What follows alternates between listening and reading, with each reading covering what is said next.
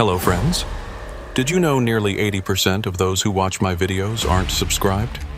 If you enjoy these stories, please hit that subscribe button and leave a like. It really helps. Thank you for being here. By the way, where are you watching from? Let me know in the comments. My name's Ephraim Tolliver. I'm 41 years old, and I've been hauling freight through the Appalachians for the better part of 16 years. I know these mountains the way some men know their own backyards. Every curve, every grade, every tunnel that cuts through rock older than anyone's great-grandparents. I've driven through ice storms that turned the windshield into a wall of white static, through fog so thick you couldn't see your own hood, and through nights so quiet you could hear your own heartbeat over the engine hum. None of it ever shook me. Not really. Not until that February run through the Blue Ridge when I started seeing the same mile marker twice. It started with a simple job. I was contracted to haul construction equipment from a depot outside Charleston over to a site near Beckley. Steel beams, hydraulic jacks, nothing unusual. The load was heavy but balanced, and the weather forecast looked clear enough. Cold, sure, but no precipitation. I left the depot around 7 in the evening, figuring I'd make the delivery by dawn if I kept a steady pace. The dispatcher told me to take Route 19 north and then cut through the old tunnel system near Fayetteville. It's a shortcut most drivers avoid because the tunnels are narrow and the lanes don't leave much room for error. But I'd been through them before. No issues. Just keep your speed down, stay centered, and don't let your mind wander. The first hour was uneventful. Traffic was light, mostly locals heading home from work. I passed through a couple of small towns where the streetlights barely reached the road, where gas stations closed at 6, and the only thing open was a diner with a flickering neon sign. I stopped at one of those diners, grabbed a cup of coffee that tasted like it had been sitting on the burner since morning, and used the restroom. The waitress, an older woman with tired eyes and a name tag that said Irene, asked where I was headed. I told her Beckley through the tunnels. She paused for a second, wiping down the counter with a rag that had seen better days, and said, "You be careful through there. Roadwork's been going on for weeks. They got lane closures, weird scheduling. Heard some folks got turned around in the dark." I thanked her, left a tip, and got back on the road. Her words stuck with me, though. Not because they scared me, but because they felt oddly specific. Like she knew something she wasn't saying. I shook it off. People in small towns always have stories about the roads, about the mountains, about things that happen in the dark. Most of it's just talk. Ghost stories to pass the time. By the time I reached the approach to the tunnel system, it was close to 9:30. The sky had gone from dusk to full dark, and the mountain ridges on either side of the highway looked like black cutouts against a slightly lighter sky. No moon, no stars. Just a kind of heavy darkness that pressed down on everything. The road started to climb, winding upward through dense forest. Pine trees crowded the edges, their branches reaching out over the pavement like they were trying to touch the yellow line. My headlights carved a narrow tunnel of light ahead of me, and beyond that, nothing. Just the road disappearing into shadow. I passed a reflective green sign that read, "Tunnel ahead, reduce speed, construction zone." Below it, a smaller placard with the symbol for a single-lane closure. I eased off the gas, brought the rig down to about 35. The engine noise dropped to a low growl, and the sound of the tires on asphalt became more pronounced. That's when I started to notice the silence. Not the usual kind of quiet you get on a back road at night. This was different, thicker, like someone had turned down the volume on the world. The tunnel entrance appeared ahead, a wide mouth of darkness framed by concrete and rusted steel. There were orange traffic cones set up in a line, funneling traffic into the left lane. A digital sign blinked. Right lane closed. Maintenance crew active. I didn't see any workers, no flashing lights, no equipment, just the cones and the sign. I slowed further, downshifted, and guided the rig into the open lane. The tunnel swallowed me whole.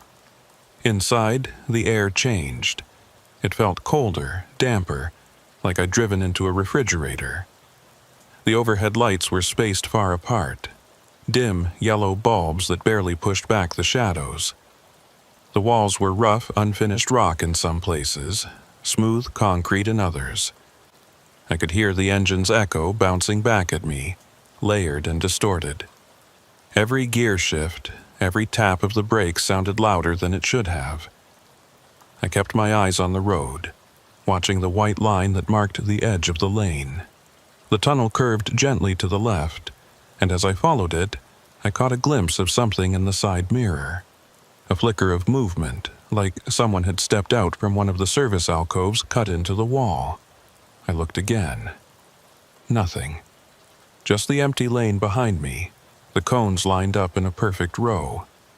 I told myself it was a trick of the light, a shadow cast by the overhead bulbs, but my hands tightened on the wheel anyway. There's a feeling you get sometimes when you're alone in a place like that, a feeling that you're not quite as alone as you think. It's not fear, not yet, just awareness. A quiet alertness that sits in your chest and refuses to leave. I kept driving. The tunnel stretched on longer than I remembered.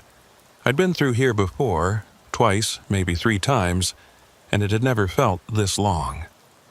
The echo of the engine seemed to stretch too, the sound bouncing in ways that didn't quite match the rhythm of the tires. I glanced at the odometer. I'd been inside for almost 2 minutes, maybe a little more. That felt about right, but something in the back of my mind whispered that it should have been less, that I should have seen the exit by now. Then I saw it. A mile marker, painted on the tunnel wall in faded white numbers, 187. I made a mental note of it, not because it meant anything specific, but because it gave me a point of reference. Something solid, a number I could hold on to. The tunnel continued, curving slightly to the right now, and the overhead lights seemed to dim even further. I reached for the radio, thinking I'd catch a weather update or maybe just some music to fill the silence. Static, pure, unbroken static. I turned the dial, flipping through every station I could find. Nothing, just white noise, crackling and hissing like something was interfering with the signal. I switched it off. The silence came back, heavier than before. I could hear my own breathing now, slow and steady, and the faint creak of the cab's suspension as the rig rolled forward. Then, just ahead, I saw the emergency phone. It was mounted on the wall inside a metal housing painted safety yellow, with a reflective sticker that said, "Emergency use only." I'd passed dozens of these over the years, never once had to use one. But as I drew closer, I noticed something strange. The housing door was open, hanging loose on its hinge. The phone itself was off the hook, dangling by its cord, swaying slightly like someone had just set it down. I slowed, almost stopped, but didn't. Something told me not to stop. Not here, not now. I kept my eyes forward and pressed the accelerator just enough to maintain speed. The phone passed out of view, and I exhaled a breath I hadn't realized I was holding. My chest felt tight, like I'd been holding my ribs together by sheer will. I loosened my grip on the wheel, rolled my shoulders, tried to shake off the tension. Just a maintenance issue, I told myself. Someone forgot to secure the housing, nothing more. And then I saw it again. Mile marker 187. The same number, painted on the wall in the same faded white letters. I blinked, stared at it, checked the odometer. I'd driven almost another mile since the first one. That didn't make sense. Mile markers don't repeat. They increment, one after another, marking distance in a straight line. But there it was, plain as day. 187. My heart started to beat faster, a dull thud that I could feel in my throat. I checked the mirrors again. The tunnel behind me looked the same. Empty lane, dim lights, rough walls. No sign of the cones, no sign of the entrance. Just tunnel. I turned my attention back to the road ahead, searching for the exit, for daylight, for anything that would tell me I was moving forward and not stuck in some kind of loop. The overhead lights flickered, once, twice, then steadied. The echo of the engine changed pitch, just slightly, like the tunnel had grown larger or the walls had moved back. I kept driving. What else could I do? Stop? Turn around? There was no room to turn around, and stopping felt like the worst possible option. So I drove, and the tunnel went on, and the silence pressed down like a weight on my shoulders. I started counting the overhead lights as they passed, using them as a measure of distance. 1, 2, 3, 4. At the 5th light, I saw the service alcove. It was set back into the wall on the right side, a narrow recess maybe 6 feet deep with a steel door at the back. The door was rusted, streaked with orange and brown, and it looked like it hadn't been opened in years. But as I passed, I caught a glimpse of something inside the alcove. A shape, tall and dark, standing perfectly still. I didn't stop, didn't slow, didn't even turn my head for a second look. I just kept my foot steady on the pedal and watched the alcove shrink in the side mirror until it disappeared into the shadows. My hands were shaking now, just a little, and I gripped the wheel tighter to stop it. The temperature inside the cab seemed to drop, and I could see my breath misting in front of me. I reached for the heater, cranked it up, but the air that came through the vents felt cold and damp, like it was being pulled from somewhere deep underground. Then the radio crackled to life. No music, no voices, just a low hum that rose and fell in a slow rhythm. It sounded almost like breathing, deep and wet, like someone exhaling through water. I slapped the power button, shutting it off hard enough that the knob broke off in my hand. The silence rushed back in, and with it came a new sound. Faint, distant, but unmistakable. Footsteps, metal on concrete. Slow, deliberate, echoing from somewhere behind me. I checked the mirror, nothing. Just the empty tunnel, the lights fading into darkness. But the sound continued, keeping pace with the rig, matching my speed exactly. I pressed the accelerator, pushed the rig up to 40. The footsteps quickened. I eased off, dropped back to 30. The footsteps slowed. My pulse hammered in my ears, drowning out everything else. I wanted to scream, to punch the dashboard, to do something to break the grip of whatever this was, but I didn't. I just drove, and the tunnel kept stretching, and the footsteps kept following. Finally, after what felt like an hour, but was probably only minutes, I saw it.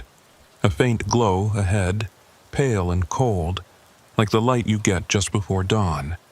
The exit. I gunned it, pushing the rig as hard as I dared, and burst out of the tunnel into the open air. The cold hit me like a slap, and I sucked in a lungful of it, gasping like I'd been underwater. I pulled onto the shoulder, killed the engine, and sat there, trembling, staring at the tunnel entrance in the mirror. It looked normal, just a dark opening in the mountainside, framed by concrete and cones. Quiet, still. I didn't move for a long time, just sat there, listening to the ticking of the cooling engine, trying to convince myself that what I'd experienced was nothing more than fatigue and imagination. But deep down, I knew better. I knew that something in that tunnel had watched me, had followed me, and that if I ever went back, it would be waiting. I didn't sleep that night. Found a truck stop about 15 miles down the road, one of those big commercial lots with a diner and fuel pumps, and enough light to make you feel like the world still made sense. I parked under a flood lamp, left the engine running, and sat in the cab with my hands wrapped around a styrofoam cup of coffee that had gone cold an hour ago. Every time I closed my eyes, I saw that mile marker, 187. Twice. Same number, same faded paint, same position on the wall. It didn't make sense, and the part of me that relied on logic, on routine, on the predictable rhythm of the road, couldn't let it go. By the time the sun came up, I'd made a decision. I wasn't going to run from this. I'd been driving these mountains for 16 years, and I wasn't about to let one strange night turn me into the kind of driver who avoids certain routes because of bad feelings. So I did what any reasonable person would do. I went back. The dispatcher called around 8, asking where I was with the delivery. I told him I'd had some engine trouble, needed to check a few things before I pushed on. He grumbled, but didn't press. I had a good record, and one delay wasn't going to raise any red flags. I told him I'd have the load delivered by noon, and he said fine, just keep him posted. I hung up, finished my coffee, and started the rig. The morning was cold and clear, the kind of bright winter day that makes everything look sharp and clean. The mountains were beautiful in the daylight, all green and gray, and dusted with patches of snow that hadn't melted yet. It was hard to believe that just a few hours ago, I'd been shaking in the dark, convinced something was following me through a tunnel. I took the same route back, watching for the signs, the landmarks, the turnoffs I'd passed the night before. The diner, where I'd stopped, was still there, looking even more run down in the daylight. The neon sign was off, and the parking lot was empty, except for a rusted pickup truck with no plates. I kept going, following the road as it climbed into the mountains, winding through the trees until I reached the tunnel approach. This time, the construction signs were gone.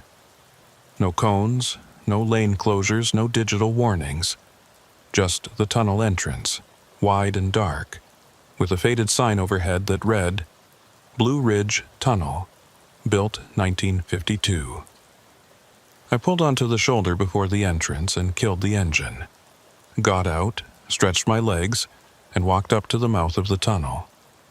The air was colder here, like the mountain was exhaling.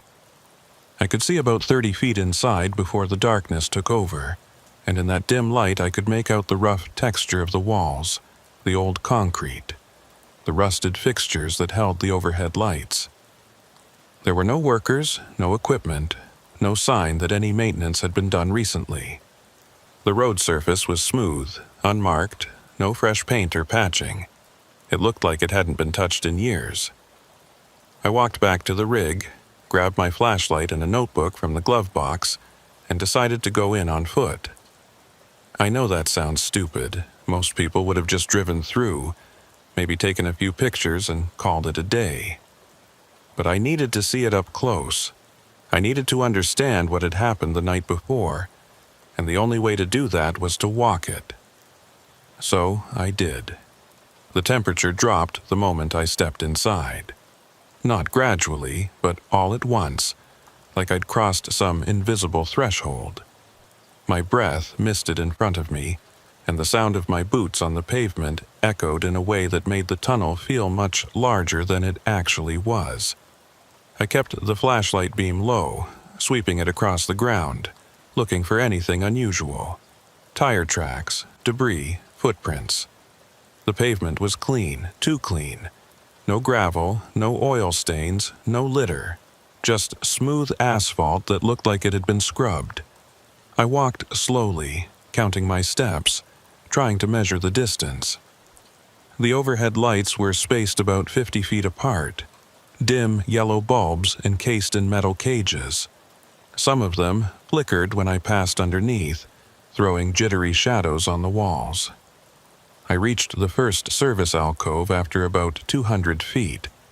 It was on the right side, just like I remembered. A shallow recess with a rusted steel door at the back. The door had a small window at eye level, covered with wire mesh, and a handle that looked like it hadn't been turned in decades.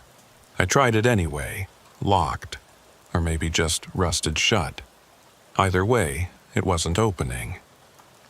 I moved on, following the curve of the tunnel as it bent gently to the left. That's when I saw the emergency phone. Same yellow housing, same reflective sticker, same dangling receiver. But this time, in the daylight, I could see more. There was a logbook attached to the inside of the housing door, a small metal clipboard with a stack of yellowed pages held in place by a spring clip. I pulled it free, flipped through the pages. Most of them were blank, but a few had entries, handwritten notes in faded blue ink. They were dated, some from the 80s, a couple from the 90s, and one from just 6 months ago. The most recent entry read, 10:14, 2:30 a.m. Motorist reported hearing voices in service corridor. No personnel on duty. Advised to exit and contact state police. S. Hale, S. Hale. The name meant nothing to me, but the date did. 6 months ago. And the note, hearing voices. I felt a chill that had nothing to do with the cold. I took a photo of the page with my phone, replaced the logbook, and kept walking. The tunnel stretched on, longer than I remembered, longer than it should have been. I checked my phone. No signal. Not unusual for a tunnel, but still unsettling. I kept going, counting the overhead lights. 1, 2, 3, 4, 5. At the 6th light, I saw it. Mile marker 187. Painted on the wall, faded white letters, exactly as I'd seen it the night before. I stopped, stared at it, checked the distance I'd walked. I'd come maybe half a mile, maybe a little more. That matched. But then I kept walking, counting my steps, measuring the distance, and after another quarter mile, I saw it again. 187. Same number, same position, same faded paint. I stood there for a long time, trying to make sense of it, trying to find some logical explanation, a mistake by the crew that painted them, a glitch in the design, a remnant from an old system that had been partially updated. But none of it fit. Mile markers don't repeat. They're sequential, deliberate, designed to give you a sense of progress, of distance covered. Seeing the same one twice meant something was wrong. Either with the tunnel or with me. I turned around, decided to head back, but as I did, I heard it. The sound of a door opening, metal scraping against concrete echoing through the tunnel. I spun around, flashed the light toward the sound. One of the service alcoves, maybe 100 feet ahead, the door was open. Just a crack, just enough to show a sliver of darkness beyond. I hadn't opened it. I'd tried the first one, and it had been locked. So either someone else was in here or something had opened on its own.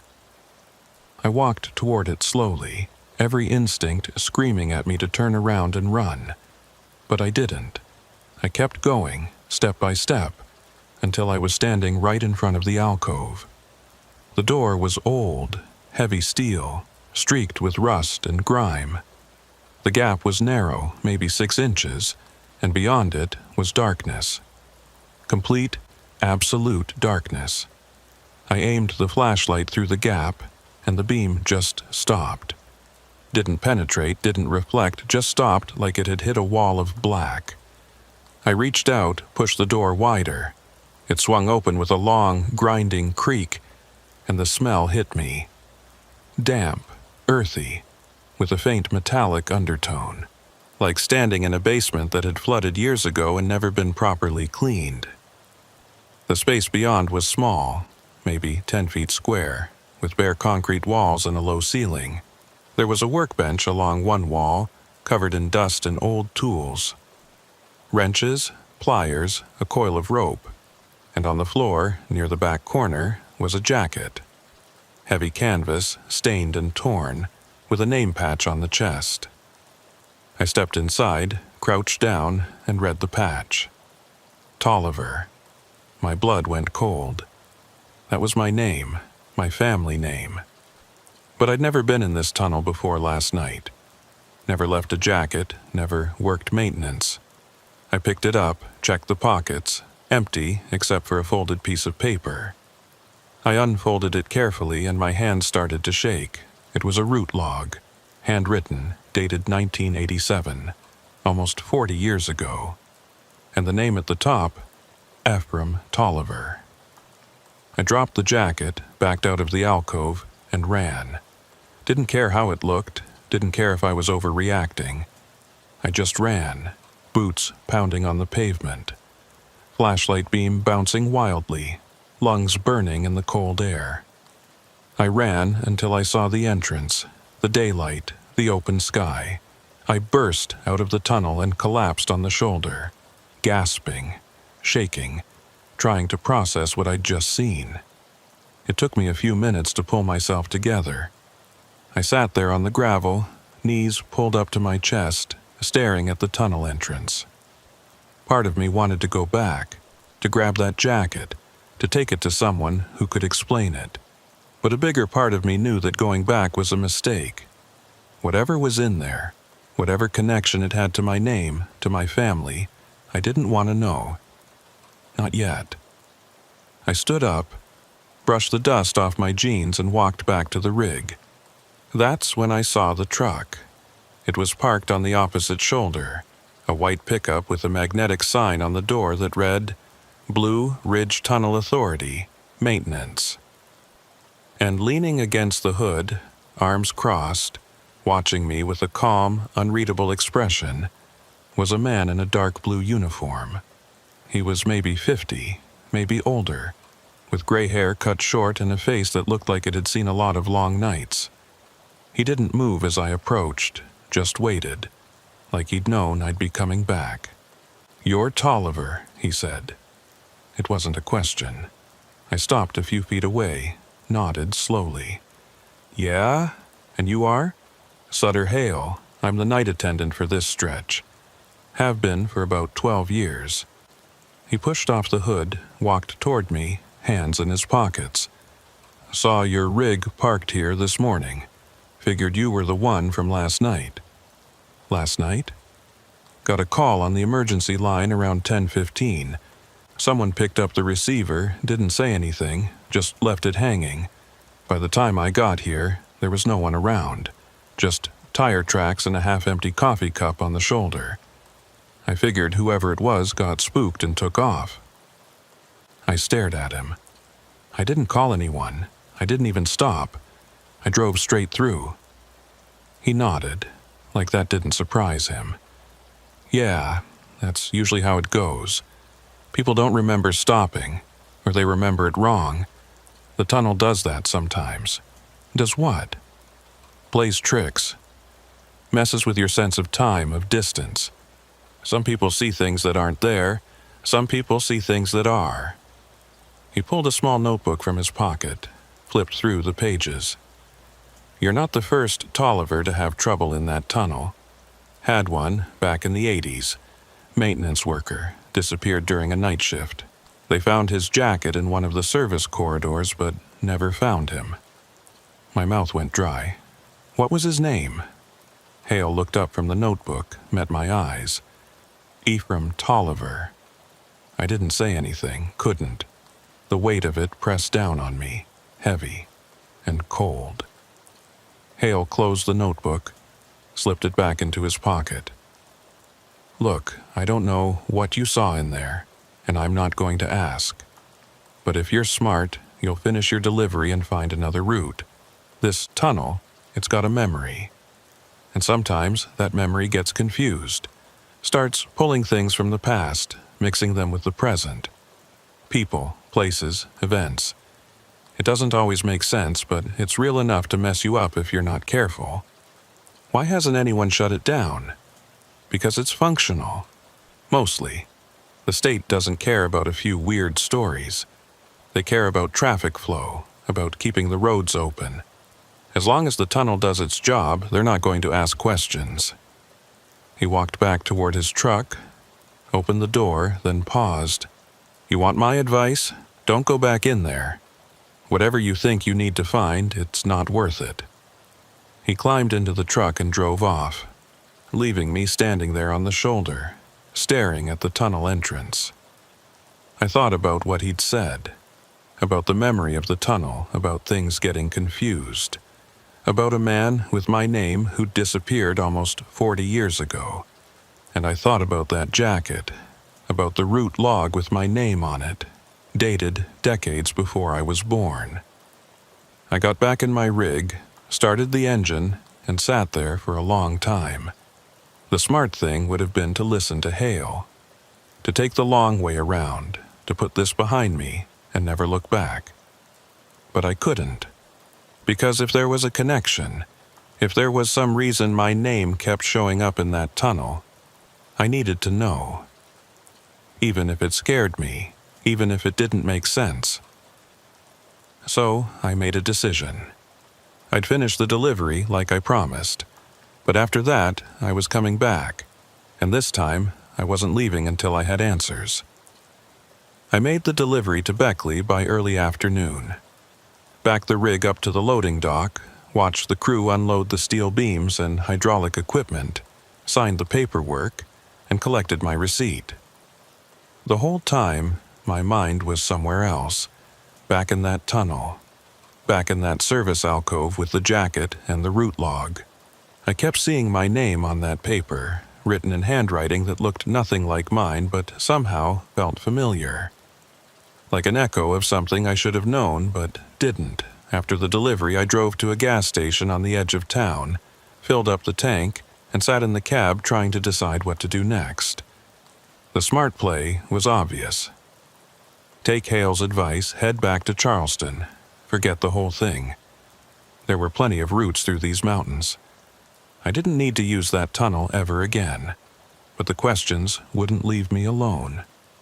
Who was the other Ephraim Tolliver? Why did he disappear? And why did it feel like the tunnel was waiting for me specifically, like it had been waiting for decades? I pulled out my phone and did what anyone would do in 2024. I searched. Started with the basics. Ephraim Tolliver disappearance, West Virginia, 1987. A few hits came back, mostly from local newspaper archives that had been digitized years ago. The Fayetteville Register had run a small piece in March of 1987. Maintenance worker vanishes during overnight shift. No signs of foul play. Personal effects found in service corridor. Investigation ongoing. That was it. No follow-up articles, no closure, nothing. I dug deeper, searching genealogy sites, public records, anything that might give me a connection. And that's when I found it. A family tree entry for Ephraim Samuel Tolliver, born 1951, worked for the State Highway Department. Married to a woman named Tamsin Crowell in 1979. No children listed. No death certificate. Just a notation. Missing, presumed deceased, 1987. Tamsin Crowell. The name stood out because it was unusual, old-fashioned, the kind of name you don't hear much anymore. I ran a search for her, narrowed it down to West Virginia, and found an address in a small town called Maple Ridge, about 20 miles from the tunnel. No phone number listed, but the address was there. I stared at it for a long time, weighing my options. This was crossing a line, going from curiosity to actively digging into someone's past, someone's pain. But I needed to know. So I put the address into my GPS and started driving. Maple Ridge was the kind of town that time forgot. One main street with a post office, a general store, and a church with a steeple that leaned slightly to the left. The houses were old, well-kept but tired-looking, with front porches that sagged and paint that needed refreshing. I found the address at the end of a gravel lane, a small white house surrounded by bare trees, and a yard full of dead leaves. There was a mailbox at the road with the name Crowell painted on the side in faded black letters. I parked the rig on the street, didn't want to pull into the driveway and seem aggressive, and walked up to the front door. My heart was pounding harder than it should have been. This wasn't dangerous. This was just a conversation.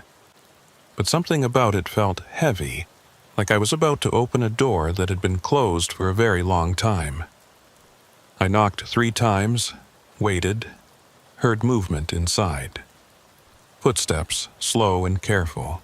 The door opened, and a woman stood there, looking at me with eyes that were sharp and cautious.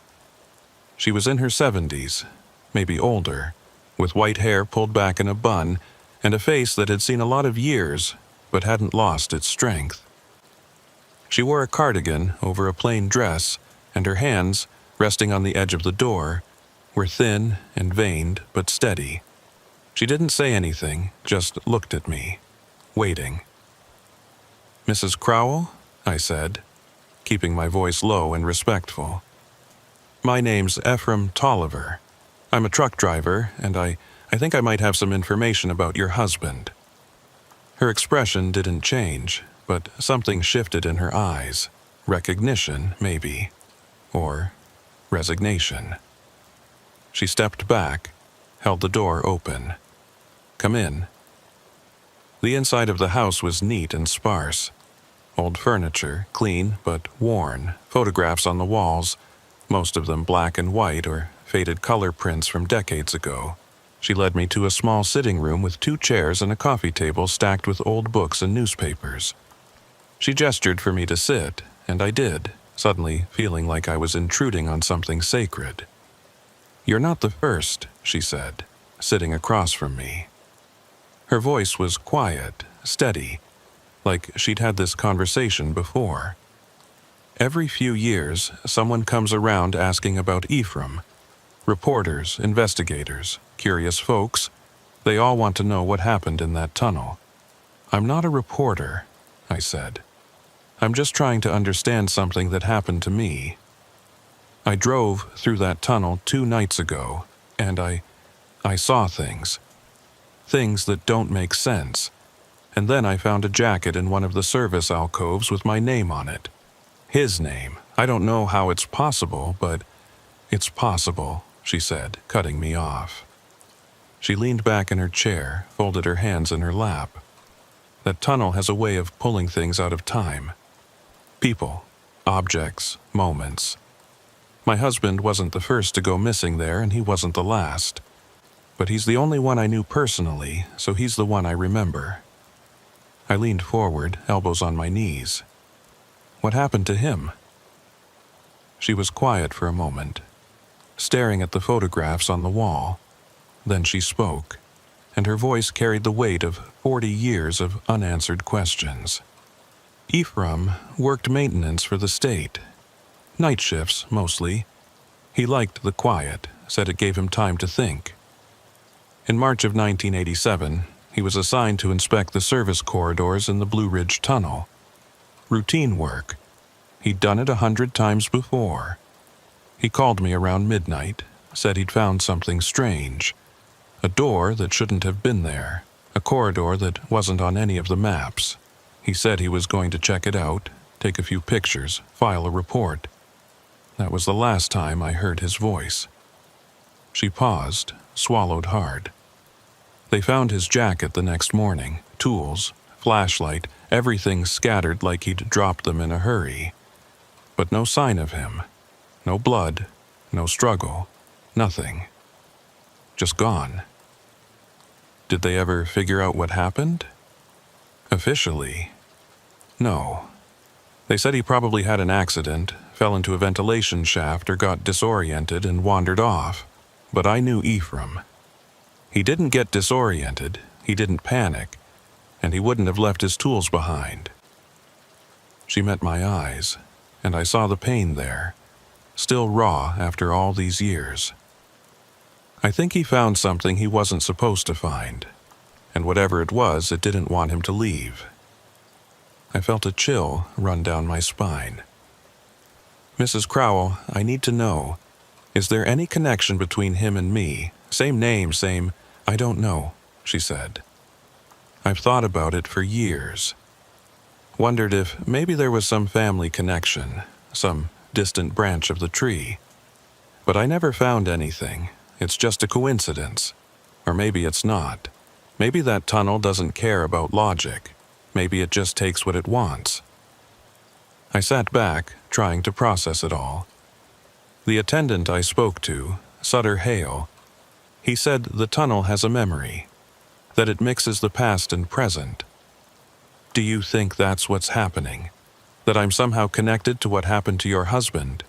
I think, she said slowly, carefully, that if you keep going back there, you're going to find out. And I'm not sure that's something you want. But it was too late. I was already in too deep. I thanked her, stood up to leave, and she walked me to the door. Before I stepped outside, she reached out and touched my arm. If you do go back, she said, be careful. And if you find him, if you find any trace of what happened, let me know. I've been waiting a long time for answers. I promised her I would, and I meant it. I drove straight back to the tunnel. It was late afternoon by then, the sun already starting to dip behind the mountains, casting long shadows across the road. I parked on the shoulder near the entrance and called Sutter Hale. He answered on the third ring, his voice gruff and tired. "Tolliver, figured you'd call."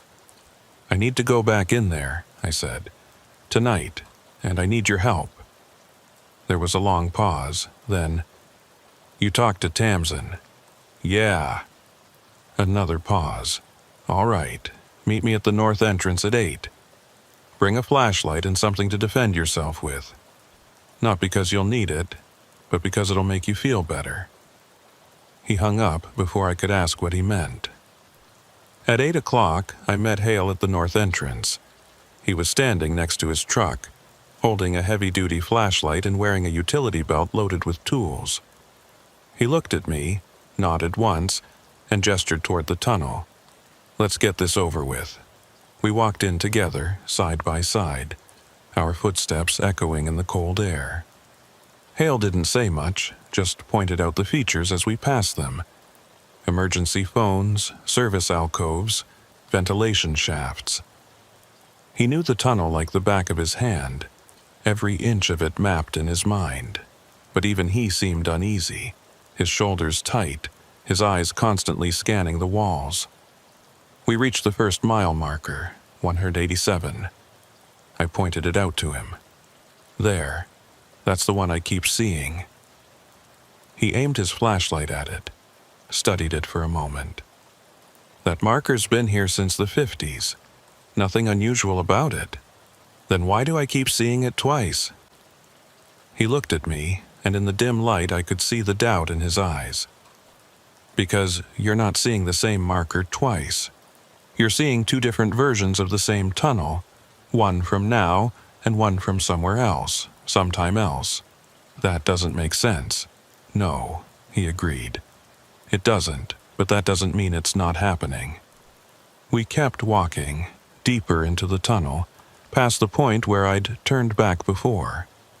The air grew colder, damper, and the sound of our footsteps changed, became heavier, like the tunnel itself was listening. Hale stopped suddenly, held up a hand. "There." I followed his gaze. One of the service alcoves about 50 feet ahead. The door was open, not just cracked, but fully open, revealing the darkness beyond. Hale approached it carefully, flashlight raised, and I followed. Inside, the space was larger than the first one I'd seen. Not a storage room, but a corridor. Narrow, low-ceilinged, stretching back into the mountain. "This isn't on any map," Hale said quietly. "Shouldn't be here." We stepped inside. The corridor was lined with old pipes and electrical conduits rusted and dripping with condensation. The floor was uneven, sloping slightly downward, and the walls were covered in graffiti. Not the usual tags and scrawls you'd expect, but dates, hundreds of them, scratched into the concrete with something sharp. 1952, 1967, 1981, 19 I stopped at the last one, ran my fingers over the numbers. This is when he disappeared. Hale nodded, aimed his light further down the corridor. Come on, we're not done yet. We followed the corridor for what felt like hours, but was probably only minutes. It twisted and turned, branching off in places, but Hale seemed to know where he was going. Finally, we reached a dead end. A solid wall of concrete, unmarked, featureless. Except for one thing. A handprint pressed into the surface like the concrete had been soft when it was made. And next to it, scratched into the wall, 2 words. Help me. I stared at it, my chest tight, my breath shallow. Hale stepped closer, examined the handprint. This is fresh, can't be more than a few days old. How is that possible? If Ephraim Tolliver disappeared in 1987, then either he's still alive down here, Hale said, his voice flat, or something's using his memory to call for help. Before I could respond, we heard it. A sound from somewhere behind us, back the way we'd come. Footsteps, slow, deliberate, getting closer. Hale and I looked at each other, and without a word, we ran. We ran through that corridor like our lives depended on it, and maybe they did. The footsteps behind us were steady, unhurried, like whatever was following knew it had all the time in the world. Hale was ahead of me, his flashlight beam bouncing wildly off the walls, illuminating the rusted pipes and dripping condensation in quick, jarring flashes. My lungs burned from the cold air, and my boots slipped on the uneven floor. But I didn't slow down. Couldn't slow down. The sound of those footsteps, the deliberate rhythm of them, was more terrifying than any sprint or chase could have been. We burst back into the main tunnel, and Hale immediately veered left, heading toward the south entrance. I followed, glancing back just once. The service alcove we'd emerged from was dark, empty, the door hanging open like a mouth. Nothing came out. Nothing followed. But I could feel it. That presence, that weight pressing down on the air around us. It was still there, just out of sight, waiting. We didn't stop running until we were outside, past the tunnel entrance, past the cones and the faded signs, out into the open air where the night sky stretched above us and the wind carried the smell of pine and earth. Hale doubled over, hands on his knees, breathing hard. I leaned against the side of my rig, chest heaving, trying to process what had just happened. For a long time, neither of us spoke. We just stood there in the dark, listening to the sound of our own breathing and the distant hum of the highway. Finally, Hale straightened up, wiped the sweat from his forehead, and looked at me. His face was pale, his expression grim. "That corridor," he said, his voice rough. "I've worked this tunnel for 12 years, and I've never seen anything like that. It's not in any of the original blueprints, not in the maintenance logs. It's like it just appeared." "Or like it's always been there," I said, "and no one's been looking in the right place." He nodded slowly. "Either way, we need to report this. Get someone out here to inspect it properly. State engineers, maybe the police. Something's not right, and it's beyond what you and I can handle." I agreed, but part of me doubted it would make any difference. Whatever was in that tunnel, it had been there for decades. It had taken Ephraim Tolliver in 1987, and it had tried to take me. Reporting it to the authorities might get the tunnel shut down, might get some officials asking questions, but would it actually stop anything? I wasn't sure. Hale pulled out his phone, made a call to his supervisor, explained the situation in vague terms. Unauthorized corridor, potential safety hazard, needs immediate inspection. He didn't mention the footsteps, didn't mention the handprint or the message scratched into the wall, just kept it technical, professional. When he hung up, he looked at me and said, "They're sending a crew out tomorrow morning. They want me to write up a full report, document everything we saw. You should do the same, get it on record." I nodded, but I was already thinking about what I'd write. How do you document something that shouldn't exist? How do you explain a corridor that isn't on any map, a handprint that's 40 years old but somehow fresh, a set of footsteps that follow you but never catch up?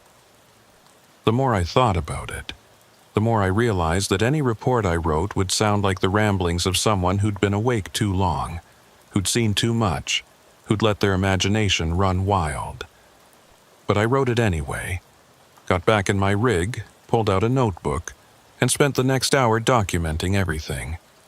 The route I'd taken, the time I'd entered the tunnel, the mile markers I'd seen, the service alcove, the corridor, the dates scratched into the walls. I described the handprint, the message, the sound of the footsteps. I wrote it all down in as much detail as I could remember, and when I was done, I read it back to myself. It sounded insane, but it was the truth, or at least as close to the truth as I could get. I stayed in the truck that night, parked on the shoulder with the engine running and the doors locked. Didn't sleep, just sat there, watching the tunnel entrance in the side mirror, waiting for something to emerge. Nothing did. The night passed slowly, the hours dragging by, and when the first light of dawn started to creep over the mountains, I felt a small measure of relief. Daylight didn't make the tunnel any less dangerous, but it made it feel less malevolent, like whatever was in there only had power in the dark.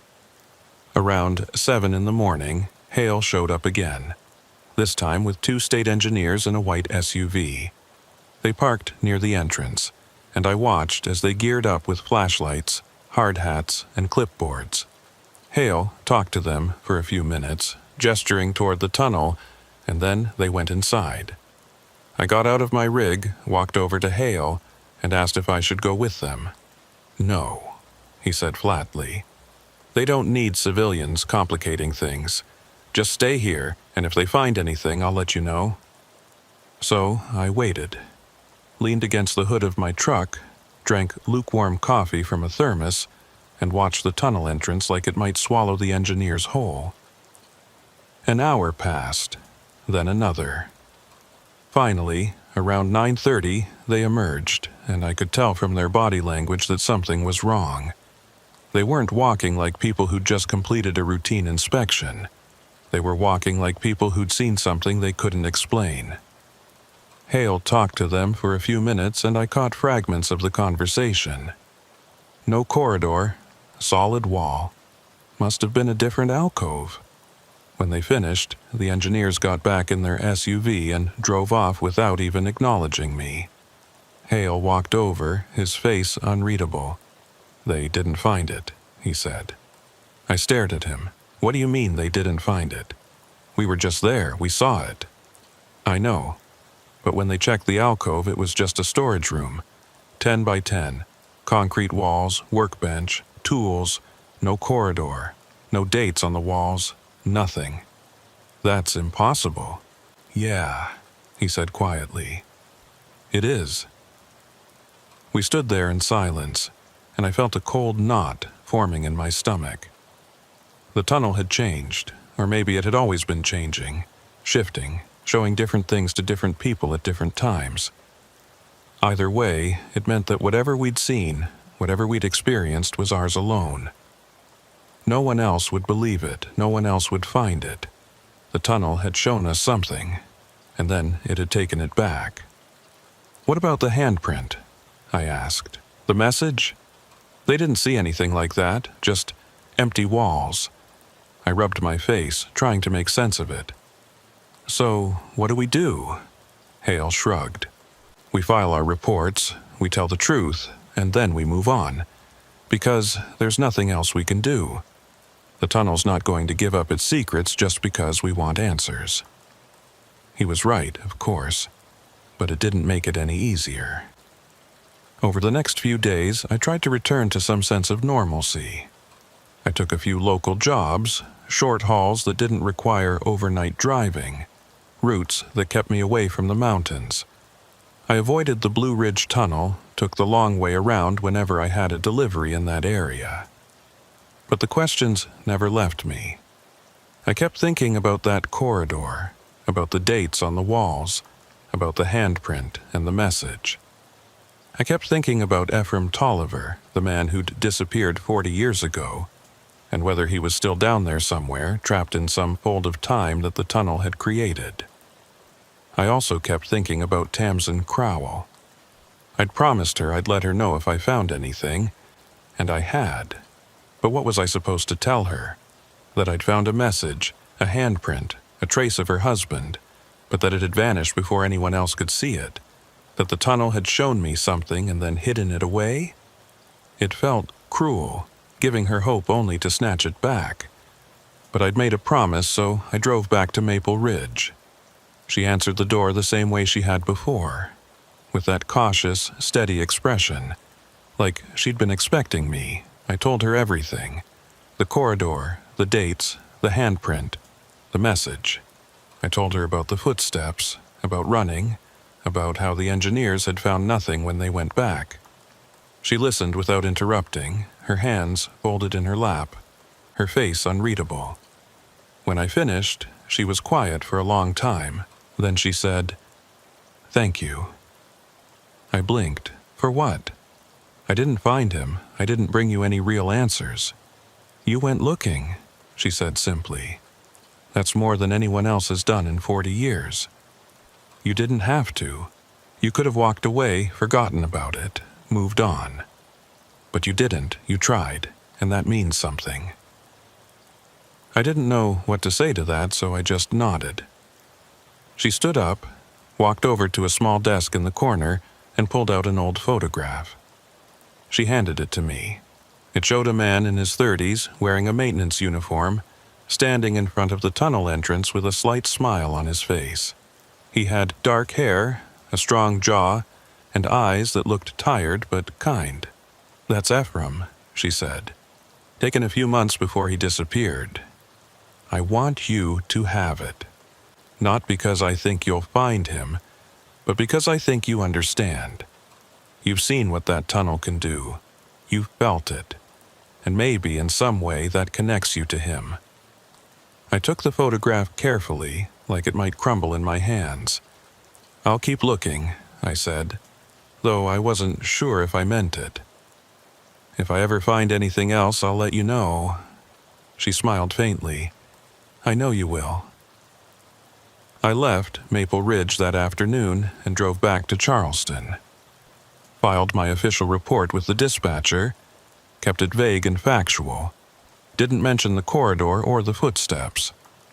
Just noted that I'd experienced some unusual conditions in the tunnel and recommended a full structural inspection. The dispatcher logged it, said he'd pass it along to the state, and that was the end of it. No follow-up, no questions, no investigation. Just another report in a long line of reports that would probably never be read. But I couldn't let it go. Over the next few weeks, I did my own research. Dug through old newspapers, talked to retired highway workers, reached out to anyone who might have information about the tunnel's history. I learned that it had been built in 1952, carved through solid rock using techniques that were considered cutting edge at the time. I learned that there had been accidents during construction, 3 workers killed in a collapse. Their bodies never recovered. I learned that there had been other disappearances over the years, not just Ephraim Tolliver, but at least 5 other people who had gone into that tunnel and never come out. None of it explained what I'd seen. None of it gave me answers, but it did give me a pattern. The tunnel had a history, a long, dark history of taking people. And whatever was in there, whatever presence or force or anomaly existed in that mountain, it had been active for decades, maybe longer. I also started noticing things, small things, things that didn't quite add up. Like the fact that my route logs from that night showed a gap, a 20-minute window where my GPS signal had dropped completely. Or the fact that when I checked the maintenance records for the tunnel, there was no mention of any work being done on the night I'd driven through.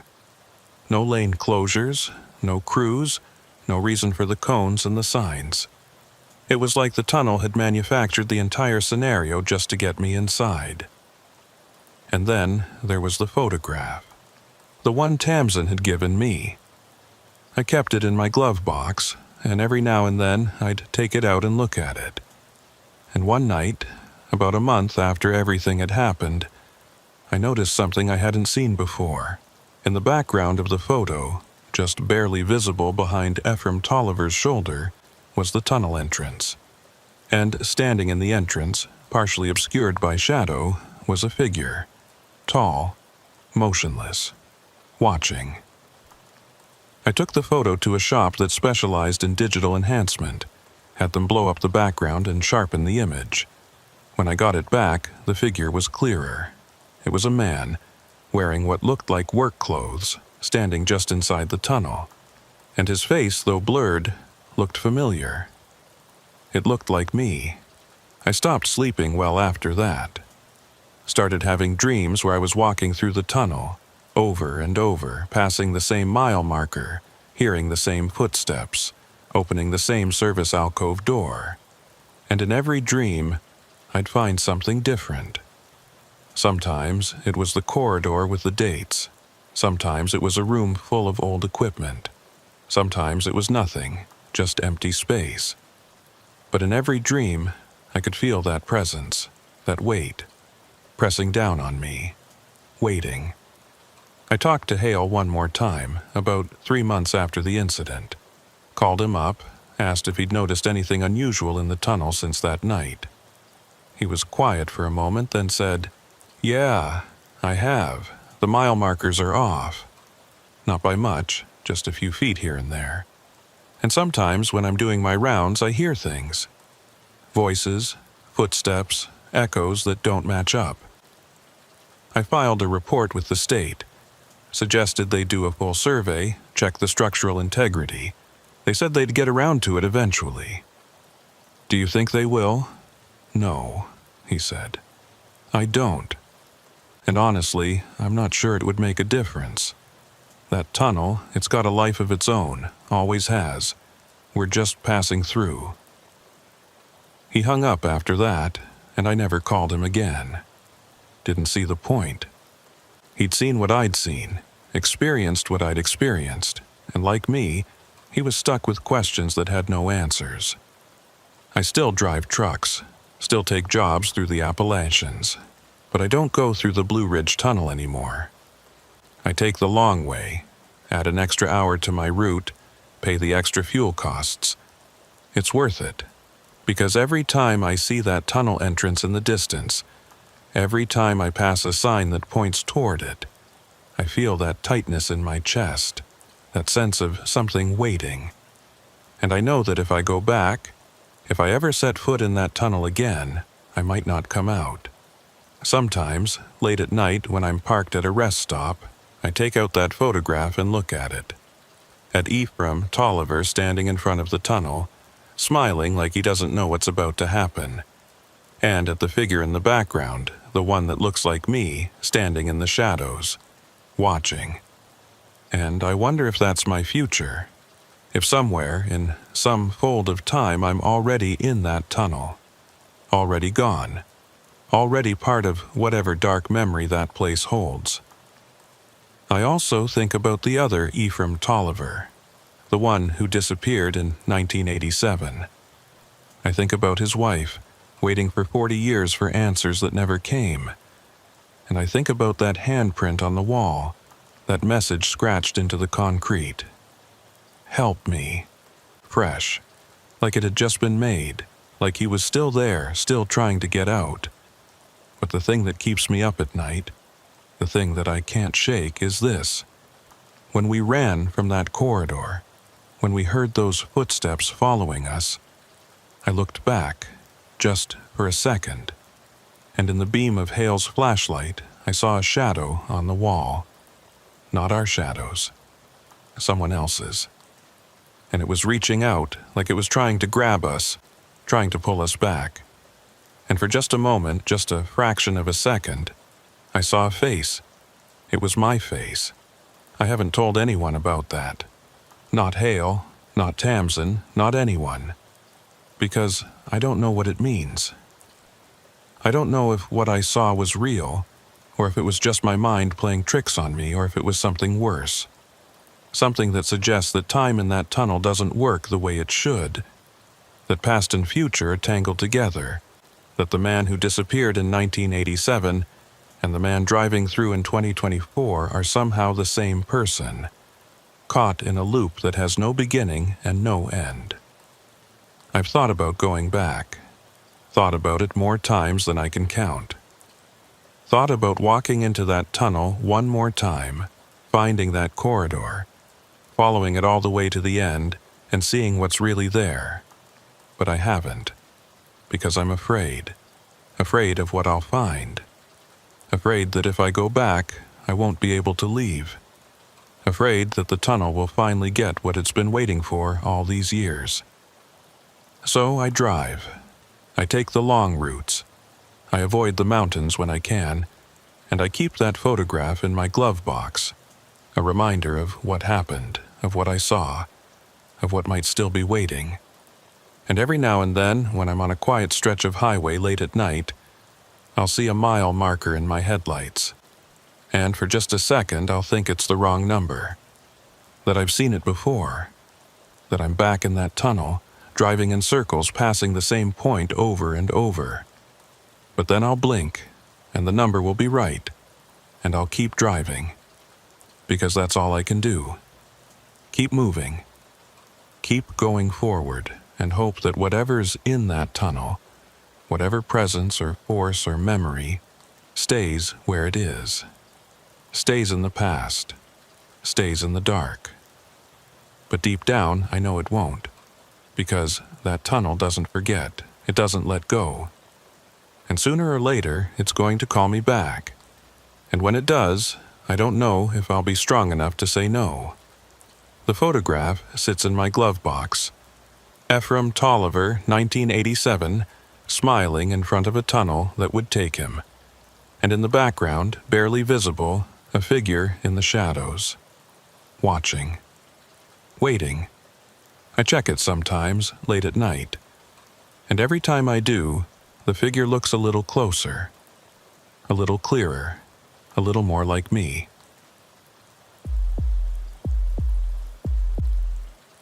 My name is Arden Foxley. I'm 34 years old, and I've been driving commercial trucks for the past 11 years. Started right out of trade school, got my CDL, and never looked back. Most people assume trucking is a man's world, and maybe it was once, but I've never let that stop me. I've hauled everything from produce to pharmaceuticals, driven through every kind of weather you can imagine, and logged more miles than most people will drive in their entire lives. I'm good at what I do. I know my rig, I know the roads, and I know when something doesn't feel right. This story is about one of those times when everything felt wrong from the start, and I ignored it anyway. It was early March, late winter in the Rockies, and I'd picked up a load in Denver headed for a distribution center in Grand Junction. Medical supplies mostly, sterile equipment, bandages, pharmaceutical-grade containers. Nothing unusual, just standard freight with a tight delivery window. The route was straightforward. Take I-70 west through the mountains, cut through the Eisenhower Tunnel, and follow the interstate all the way to the drop point. I'd done it dozens of times. The Eisenhower is one of the longest mountain tunnels in North America. Sits at over 11,000 feet elevation, and in winter it can be a nightmare. But I'd driven it in worse conditions, and the weather forecast looked manageable. Light snow, nothing serious. I left Denver around 4 in the afternoon, figuring I'd make the delivery by midnight if I kept a steady pace. Traffic was light heading out of the city, mostly locals commuting home and a few other commercial rigs headed west. The sky was gray and heavy, the kind of low clouds that promise snow but haven't decided when to start. I had my CB on, listening to the usual chatter between drivers. Road conditions, truck stop recommendations, complaints about dispatchers, normal stuff. nothing that raised any red flags. As I climbed into the mountains, the temperature started dropping fast. I watched the gauge on my dashboard slide from 42 degrees down to 38, then 34, then 29. By the time I reached the approach to the Eisenhower, it was hovering around 23 and the first flakes of snow were starting to hit the windshield. Not heavy yet, just scattered, drifting down from the clouds in lazy spirals. I turned on the wipers, adjusted my speed, and kept climbing. The traffic thinned out as I got higher. Most of the passenger vehicles had exited at earlier towns, and the few remaining cars were driving cautiously, their headlights cutting pale beams through the growing dusk. I passed a road sign that read, Eisenhower Tunnel, 5 miles. Below it, a digital display flashed. Chains required for commercial vehicles. I'd already checked my chains before leaving Denver, made sure they were secure in the storage compartment. Didn't need them yet, but I knew I might before the night was over. The snow started coming down harder. Not a blizzard, not yet, but enough to coat the road in a thin layer of white that made the lane markers harder to see. I slowed to 45, kept my eyes on the road, and listened to the CB. A driver, a few miles ahead of me, was reporting reduced visibility near the tunnel entrance. Another was saying the eastbound lane had been closed temporarily due to an accident. Standard stuff for this stretch in winter. I made a mental note and kept going. Then the CB crackled with something different. A voice I didn't recognize, low and tense, cutting through the usual chatter. Any commercial drivers approaching Eisenhower be advised. Westbound lane at the summit is down to single file. State Patrol has cones set up. Looks like they're doing some kind of inspection. Backup's building fast. I frowned, picked up the mic. This is Foxley, westbound at mile marker 213. What kind of inspection are we talking about? A pause, then the same voice came back. Don't know. They're not saying. Just waving trucks into the right lane, making everyone slow down. Might be checking for overweight loads. Might be random safety checks. Either way, you're looking at a 20-30-minute delay minimum. I checked my watch. If I hit a 30-minute delay, I'd still make the delivery on time, but it would be tight. I keyed the mic again. Copy that. Appreciate the heads up. I clicked off and focused on the road. The snow was falling steadily now, thick flakes that swirled in the headlights and stuck to the windshield faster than the wipers could clear them. Visibility was dropping, maybe 100 yards ahead, maybe less. I could see the taillights of the vehicles in front of me, dim red glows in the white haze, and I used them as a guide, keeping a safe distance, matching their speed. The approach to the Eisenhower Tunnel is a long, winding climb through a valley carved between mountain peaks. On a clear day, it's beautiful. All granite cliffs and pine forests dusted with snow. But in a storm, it's claustrophobic. The mountains press in on both sides. The road narrows, and the wind funnels through the valley like it's trying to push you off course. I gripped the wheel tighter, felt the rig sway slightly as a gust hit the trailer, and kept climbing. Finally, I saw the tunnel entrance ahead. A massive concrete arch cut into the mountainside, lit by overhead floodlights that cast a sickly yellow glow over the snow-covered approach. And just like the driver on the CB had said, there were cones. Orange traffic cones arranged in a line, funneling the westbound lane from 2 lanes down to 1. I could see a few vehicles ahead of me, a sedan, a pickup truck, and another semi, all slowing down as they merged. And standing near the cones, partially obscured by the falling snow, were figures in reflective vests. State Patrol, maybe. Or highway maintenance. Hard to tell from a distance. I downshifted, brought the rig down to a crawl, and followed the line. The vehicles ahead of me passed through the checkpoint slowly, one at a time, and I watched as one of the figures in a vest waved them forward with a flashlight. No one was being pulled over, No one was being stopped for more than a few seconds. It looked routine, but something about it felt off.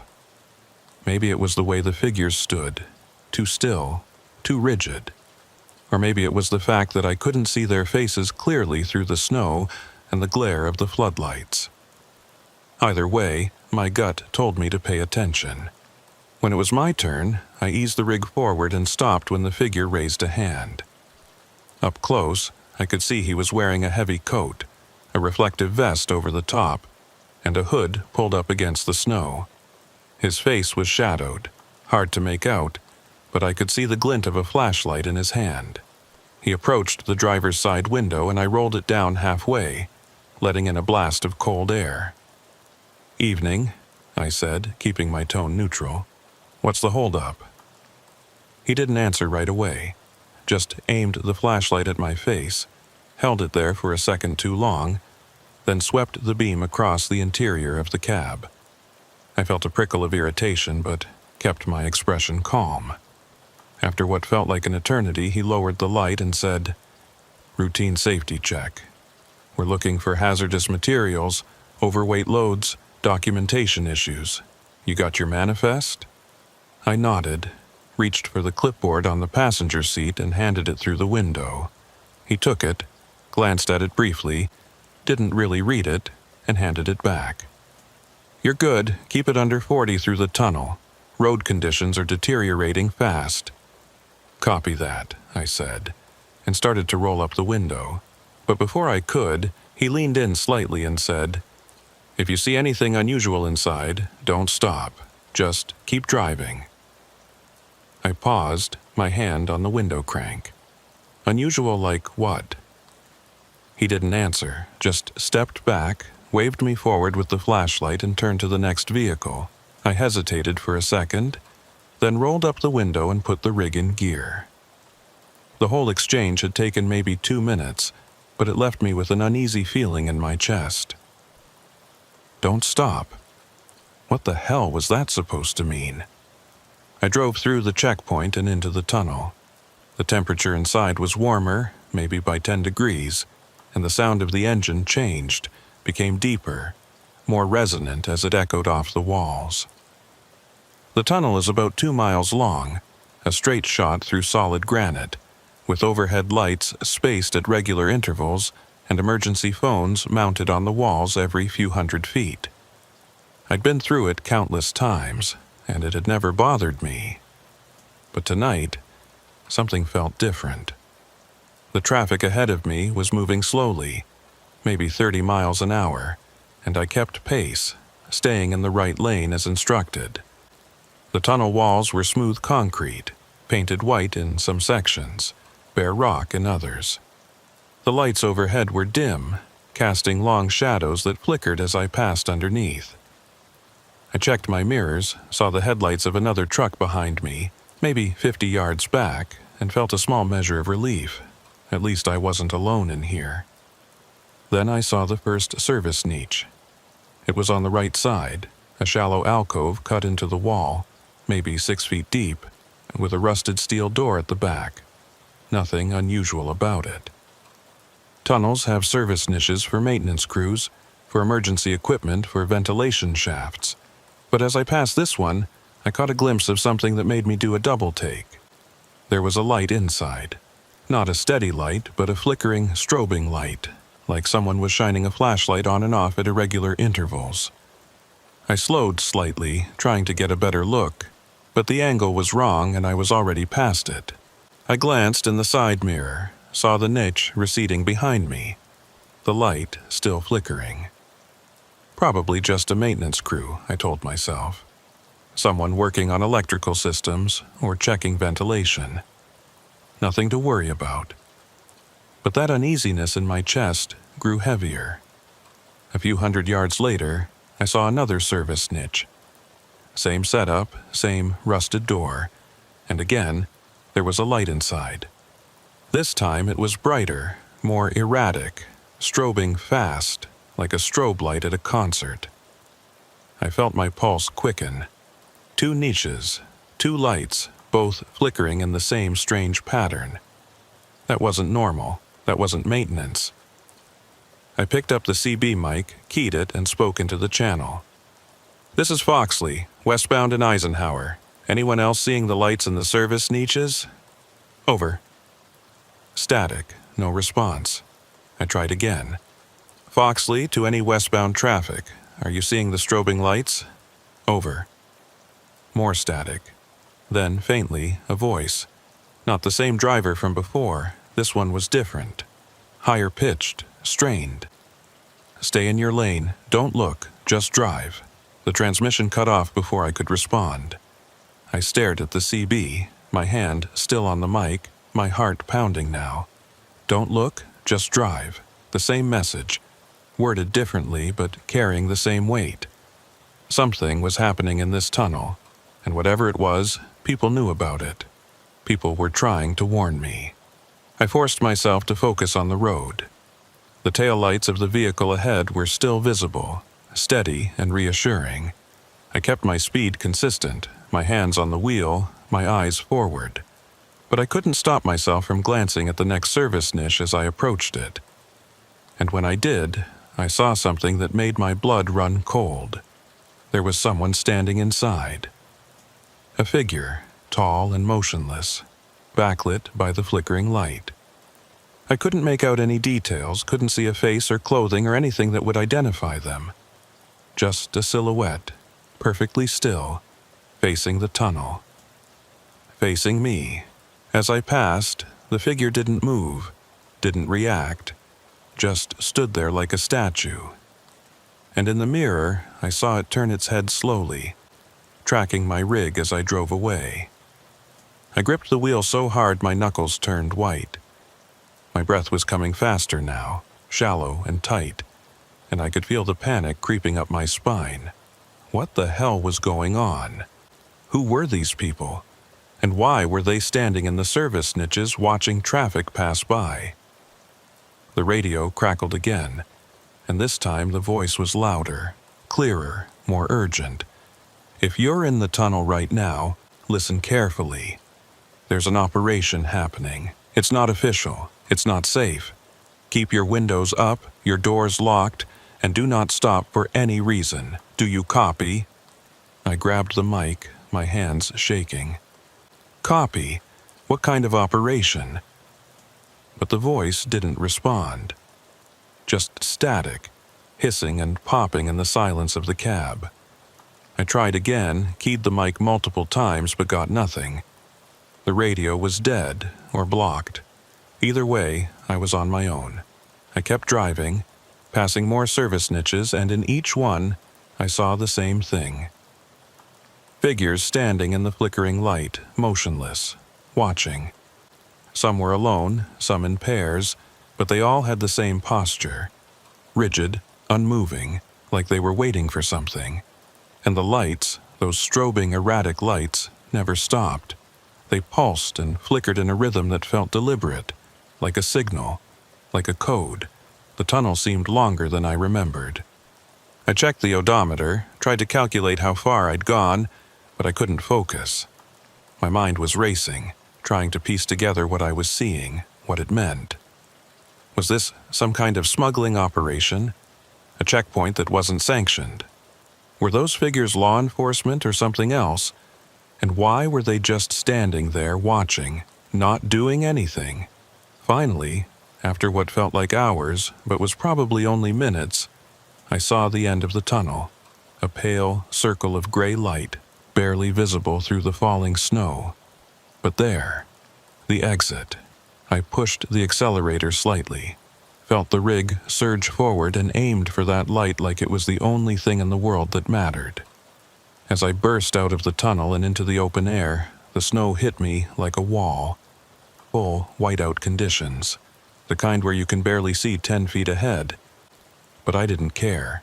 I was out of the tunnel, out of that claustrophobic darkness, and I could breathe again. I pulled onto the shoulder as soon as it was safe, killed the engine, and sat there, shaking, staring at the tunnel entrance in the side mirror. The figures were gone. The lights were off. The tunnel looked normal, just a dark opening in the mountain, with traffic flowing through it like nothing had happened. But I knew what I'd seen. I knew something was wrong, and I knew I couldn't just drive away and pretend it hadn't happened. I reached for my phone, started to dial 911, then stopped. What would I even say? That I saw people standing in service niches? That there were strobing lights? It sounded insane. It sounded like the ramblings of someone who'd been driving too long, who'd let their imagination run wild. But it was real. I knew it was real. So I sat there in the snow, engine off, hands still trembling, and tried to figure out what to do next. I sat there on the shoulder for maybe 10 minutes, watching the snow pile up on the windshield, watching the tunnel entrance in my mirror, trying to decide what to do.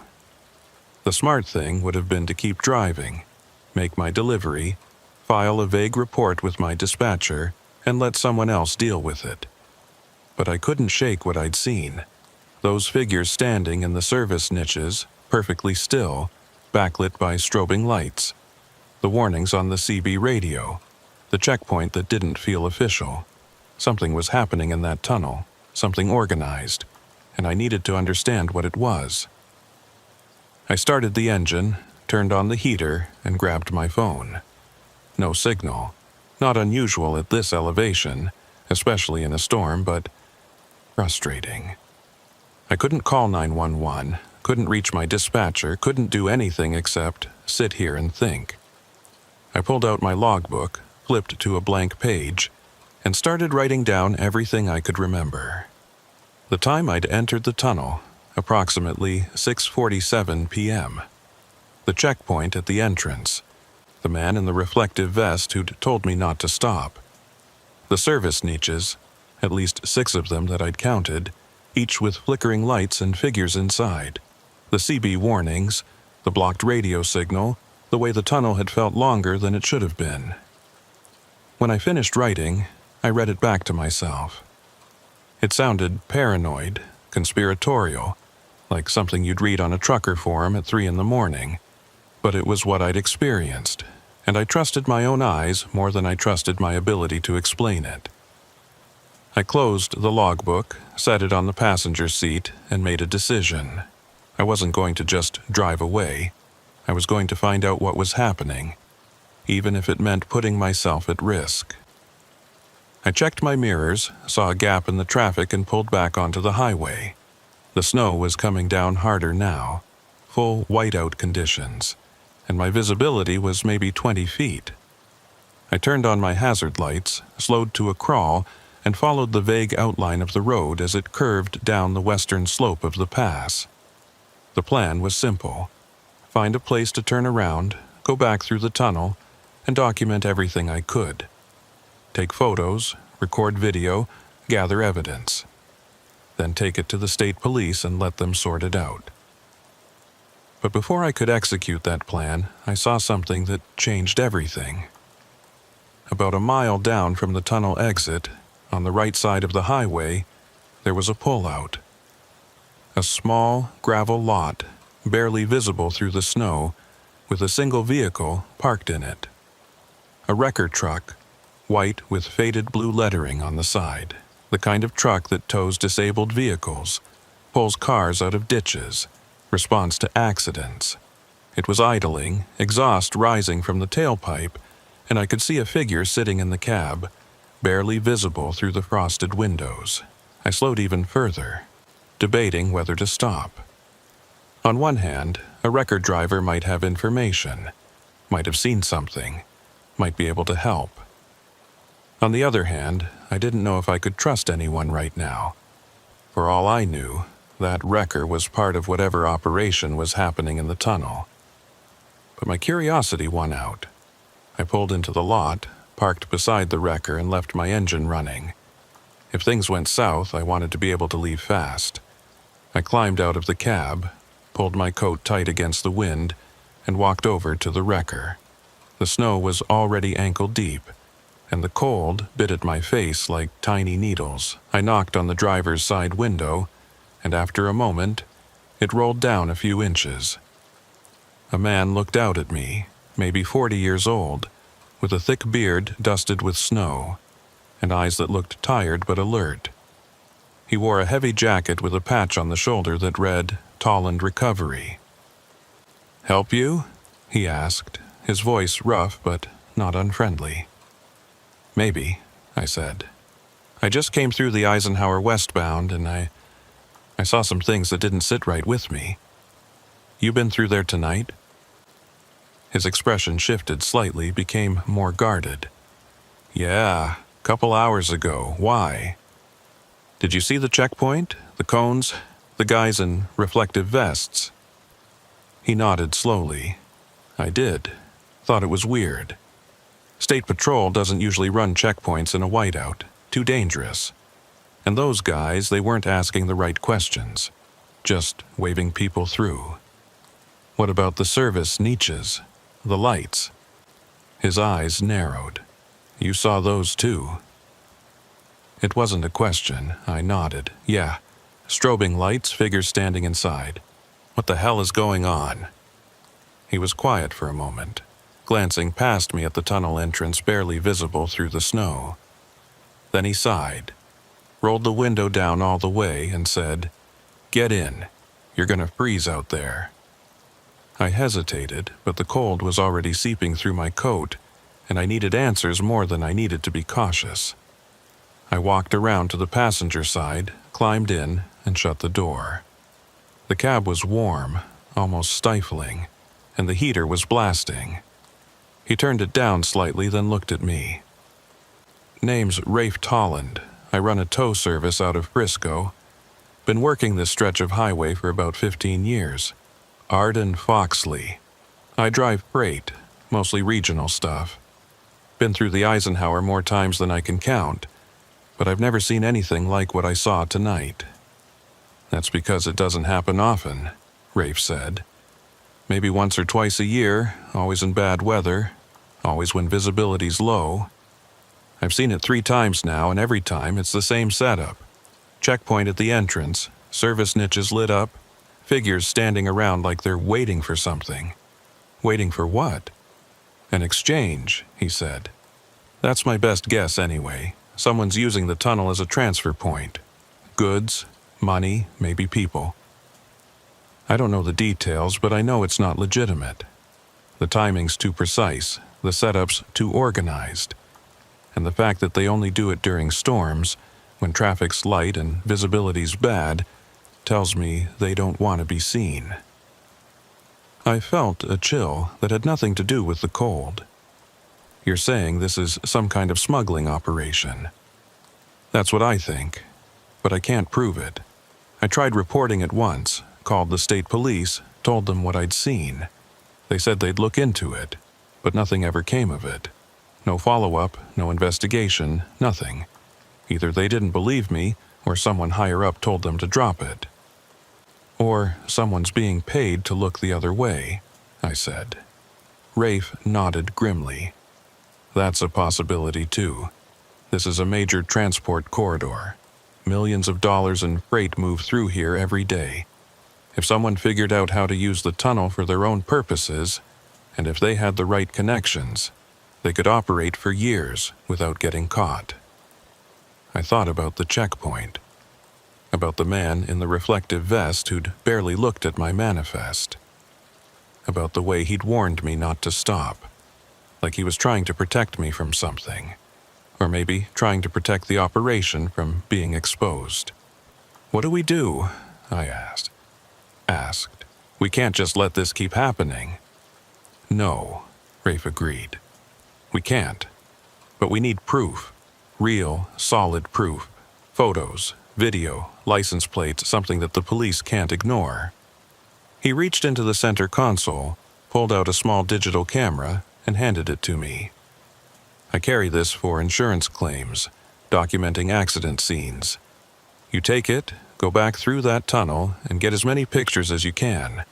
I'll stay here, keep an eye on traffic, make sure no one follows you." I took the camera, felt the weight of it in my hand. "You're not coming with me?" "Can't. My rig's too obvious. Bright white, big lettering. Everyone knows me around here. If they see me poking around, they'll know something's up." But you're just another trucker making a delivery. You can blend in, get close, get what we need." I wanted to argue, wanted to say that this was insane, that I should just keep driving and forget the whole thing. But I knew he was right. If we didn't do something, this would keep happening. And maybe, eventually, someone would get hurt, or worse. So I nodded, slipped the camera into my coat pocket, and reached for the door handle. "Be careful," Rafe said. "And if you see anything that looks dangerous, anything that makes you think you're in over your head, you get out. Don't try to be a hero, just get the pictures and leave." "I will," I said, and climbed out into the snow. The drive back to the tunnel took longer than it should have. The snow was relentless, piling up on the road faster than the plows could clear it, and visibility was down to almost nothing. I kept my speed low, my hazard lights on, and followed the faint glow of the reflectors on the shoulder. By the time I reached the tunnel entrance, my hands were aching from gripping the wheel so tight, and my nerves were stretched thin. The checkpoint was still there. Same cones, same figures in reflective vests, but this time I approached differently. I slowed down, pulled into the merge lane, and as I drew closer I reached for the camera. The windows were fogged from the heater, so I cracked mine open just an inch, enough to get a clear shot, and aimed the camera at the checkpoint. I snapped 3 quick photos, capturing the cones, the figures, the tunnel entrance. Then I rolled the window back up and moved forward. The man in the vest approached, same routine as before. Flashlight in my face, quick glance at the manifest, waved me through. But this time I paid closer attention. I looked at his vest, at the reflective stripes, and noticed something I'd missed before. There was no logo, no state patrol insignia, no identifying marks. Just a plain yellow vest, the kind you can buy at any hardware store. And his coat, underneath the vest, was plain too. No patches, no badges, nothing that would identify him as official personnel. I kept my expression neutral, thanked him, and drove into the tunnel. My heart was pounding now, adrenaline flooding my system, and I had to force myself to stay calm. Focus on the task. Document everything. Get out. The service niches were still lit, still strobing in that irregular pattern. I counted them as I passed, snapping photos through the windshield whenever I could do so without slowing down too much. 1, 2, 3, 4. Each one had figures inside, sometimes 1, sometimes 2, all standing motionless. In the 4th niche, I caught a glimpse of something different. Crates, stacked against the back wall, unmarked, plain wood. I took a photo, zoomed in as much as the camera would allow, and kept driving. At the 5th niche, I saw movement. One of the figures was crouched down, doing something with the crates. I couldn't see details, couldn't make out what they were doing, but it looked like they were opening one, inspecting the contents. I slowed slightly, trying to get a better angle. And that's when the figure looked up, straight at me. For a moment, we locked eyes, or at least I think we did. It was hard to tell through the flickering light and the distance, but I felt it, that moment of recognition, of being seen. I hit the gas, pushed the rig forward, and didn't look back. My hands were shaking again, my breath coming in short bursts. I'd been seen. They knew I was watching. If Rafe was right, if this was an organized operation, then I'd just painted a target on my back. I needed to get out of the tunnel, get back to Rafe, and figure out what to do next. But as I approached the halfway point, something happened that made my blood run cold. The traffic ahead of me stopped. Not slowed, stopped. Tail lights glowing red in the darkness. Vehicles lined up bumper to bumper, going nowhere. I hit the brakes, brought the rig to a halt, and stared ahead, trying to see what was causing the backup. But I couldn't see anything, just the tunnel stretching ahead, dim lights overhead, and the unmoving line of vehicles. I grabbed the CB mic, tried to reach someone, anyone. "This is Foxley, westbound in Eisenhower. What's the holdup? Over?" Static. Then a voice, faint and distorted. "Accident ahead, lanes blocked. They're saying it could be an hour before they clear it." An hour. I didn't have an hour. I checked my mirrors, saw the headlights of another truck pulling up behind me, boxing me in. I was trapped, and if the people in those service niches decided to come check on the curious trucker who'd been taking photos, I had nowhere to go. I killed the engine, left the keys in the ignition, and sat there in the dark, listening to the sound of my own heartbeat. The camera was still in my coat pocket, warm against my chest. I had the photos, I had the evidence, but I needed to get out of here before someone realized what I'd been doing. Minutes passed. 5, then 10. The traffic didn't move. I kept checking the mirrors, kept watching the service niches in the distance, waiting for something to happen. And then I saw it. A figure, walking along the shoulder, moving from niche to niche carrying something. A flashlight, maybe.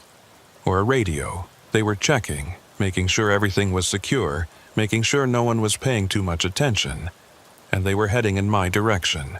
I reached for the door handle, ready to run if I had to.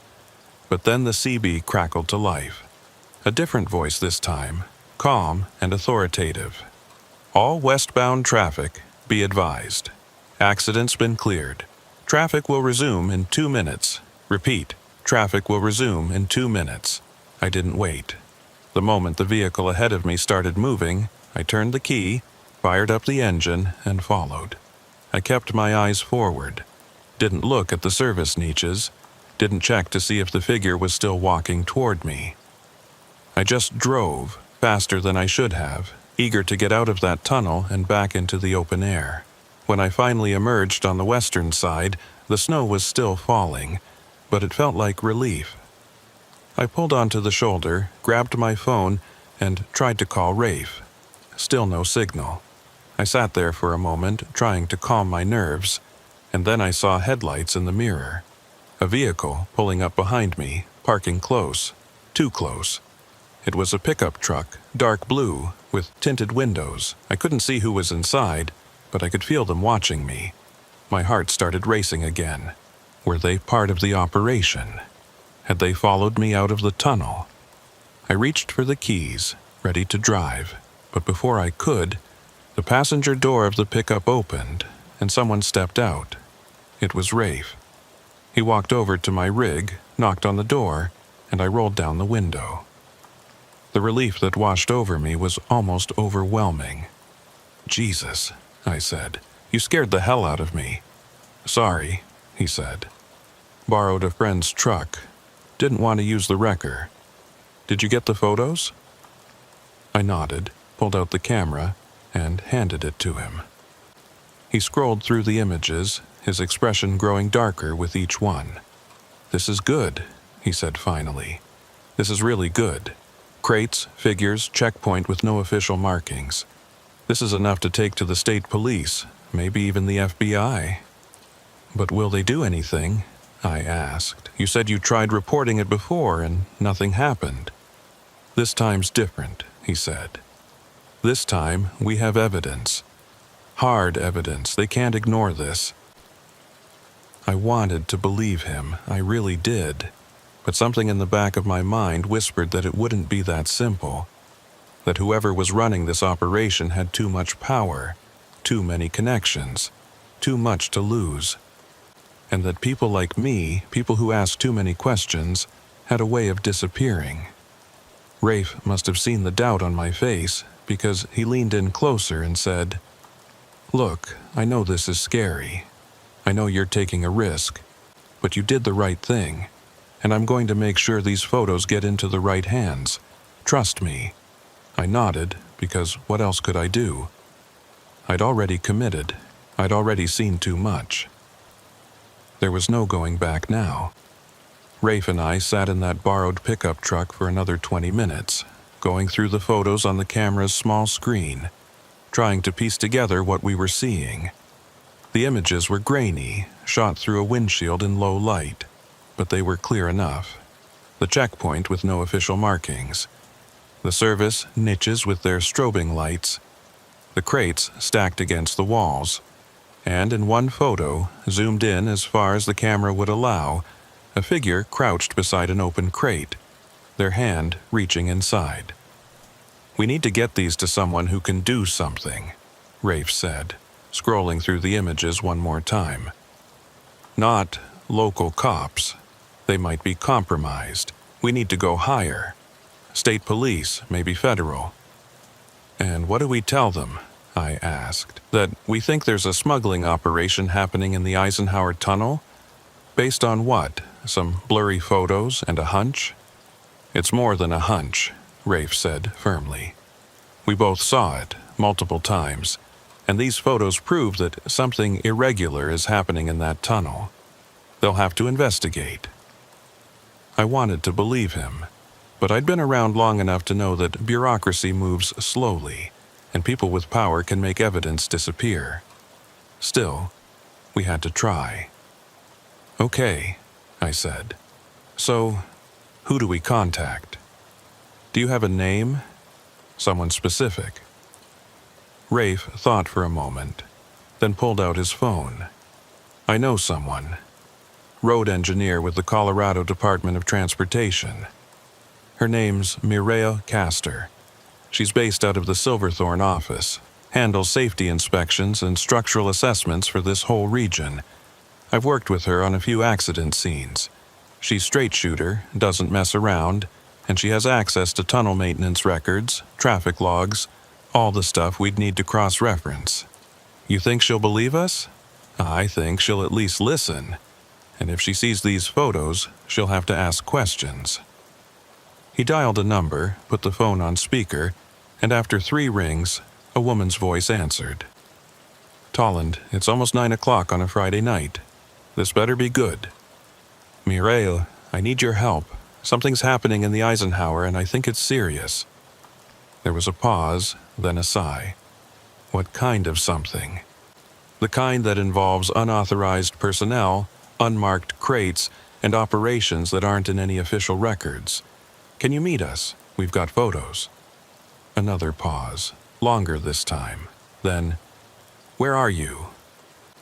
"West Portal Pullout, about a mile down from the tunnel exit. Give me 20 minutes." The line went dead. Rafe pocketed his phone and looked at me. "She's coming. That's a good sign." I nodded, but the knot in my stomach tightened. We were about to involve someone official, someone who might have the authority to shut this down. But that also meant we were putting ourselves on the record, making ourselves visible. If the people running this operation had the kind of connections Rafe suspected, we might be painting targets on our backs. While we waited, the snow continued to fall, heavy and relentless. I watched the tunnel entrance in the distance, a dark mouth in the mountainside, and wondered how many times this had happened before. How many drivers had passed through, seen the lights, seen the figures, and decided it was none of their business.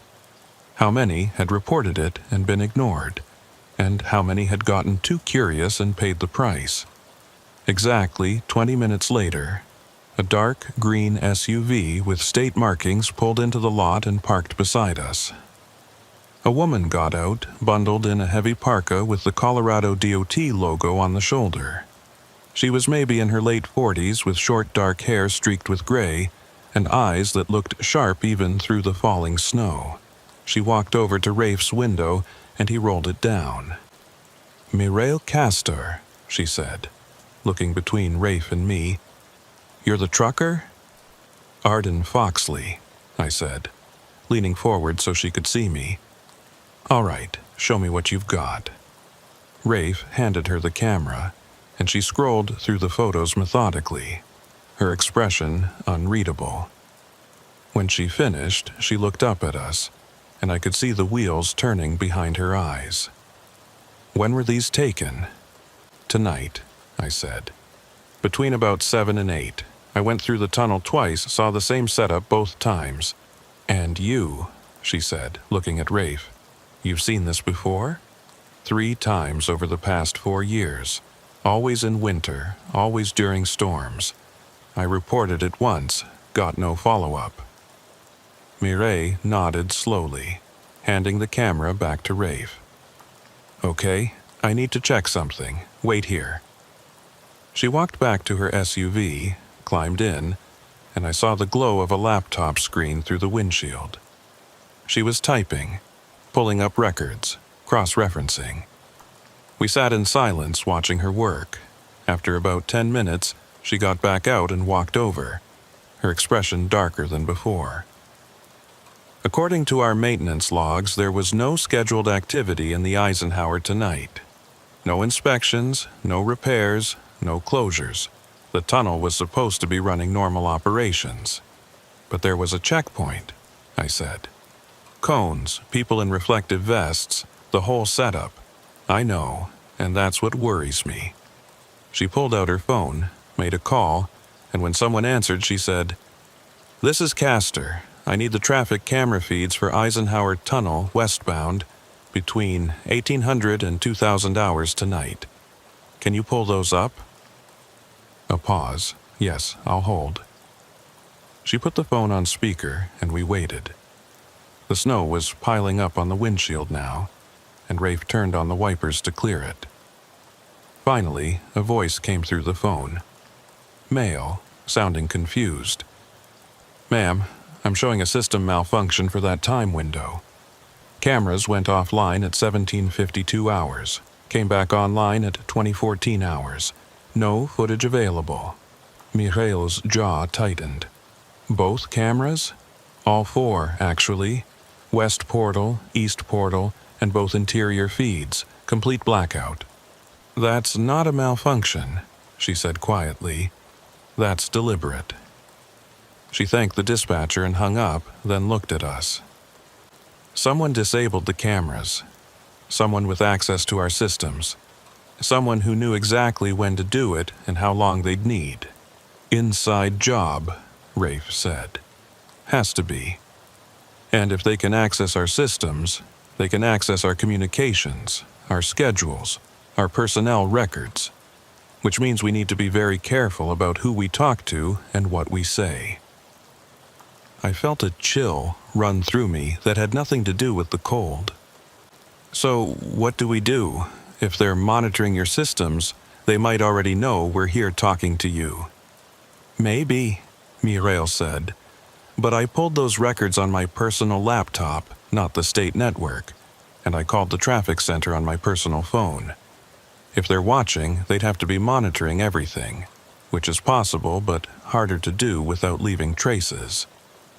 She thought for a moment, then made a decision. "I'm going to copy those photos to my laptop. Then I want you both to get out of here. Don't go home tonight. Find a hotel, somewhere off the highway, pay cash if you can.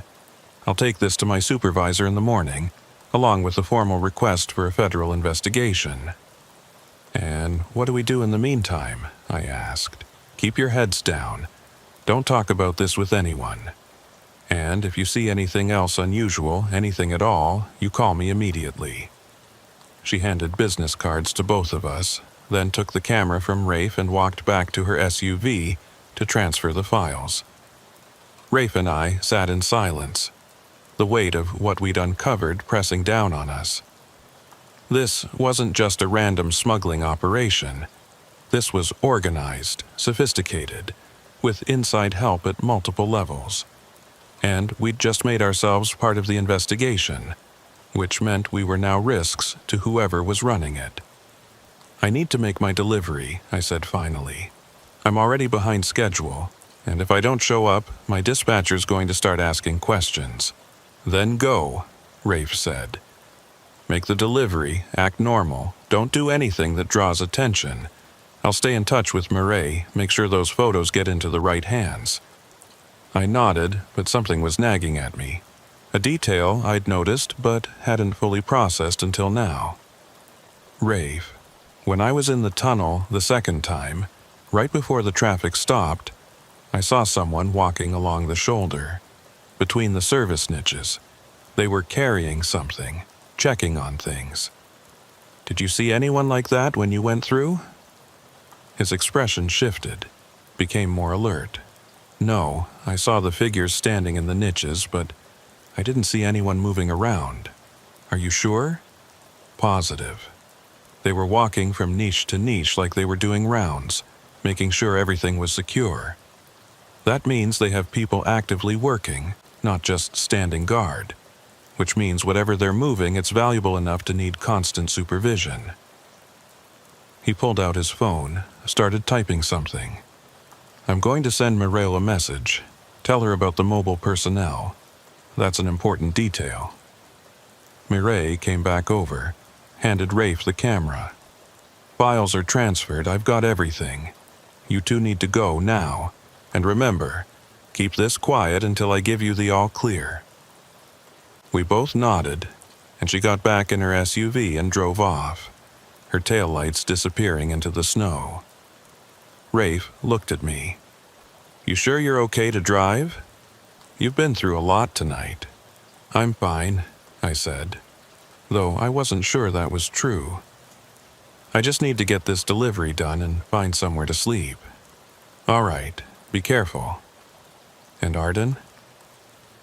He waited until I looked at him. Thank you for not just driving past, for giving a damn. I managed a small smile. Yeah, well, we'll see if it was worth it. I climbed out of the pickup, walked back to my rig, and got in. The cab felt cold and empty, and I cranked up the heater before pulling back onto the highway. The snow was still falling. Visibility was still terrible, but I pushed forward, following the dim glow of the road markers. My mind was racing, replaying everything I'd seen, everything I'd learned. The checkpoint, the crates, the cameras being disabled. It all pointed to something big, something dangerous. I made the delivery to Grand Junction just after midnight, backed the rig up to the loading dock and watched as the crew unloaded the medical supplies. The warehouse supervisor signed off on the paperwork, and I collected my receipt. Everything routine, everything normal. But I couldn't shake the feeling that I was being watched, that someone, somewhere, knew what I'd been doing. I found a small motel on the outskirts of town, paid cash for a room like Mireille had suggested, and parked my rig where I could see it from the window. The room was basic, clean but worn, with a bed that sagged in the middle and a TV that only got 3 channels. I didn't care. I just needed a place to think, to process. I sat on the edge of the bed, pulled out my phone, and checked for messages. Nothing from Rafe, nothing from Mireille. I opened my logbook and added notes about the delivery, keeping everything professional and routine. But on a separate page, hidden in the back, I wrote down everything I could remember about the tunnel. Times, locations, details I might forget if too much time passed. If something happened to the photos, if the investigation got buried, I wanted to have my own record. I was about to turn off the light and try to sleep when my phone buzzed. A text from an unknown number. Stop asking questions. Forget what you saw. This is your only warning. My blood went cold.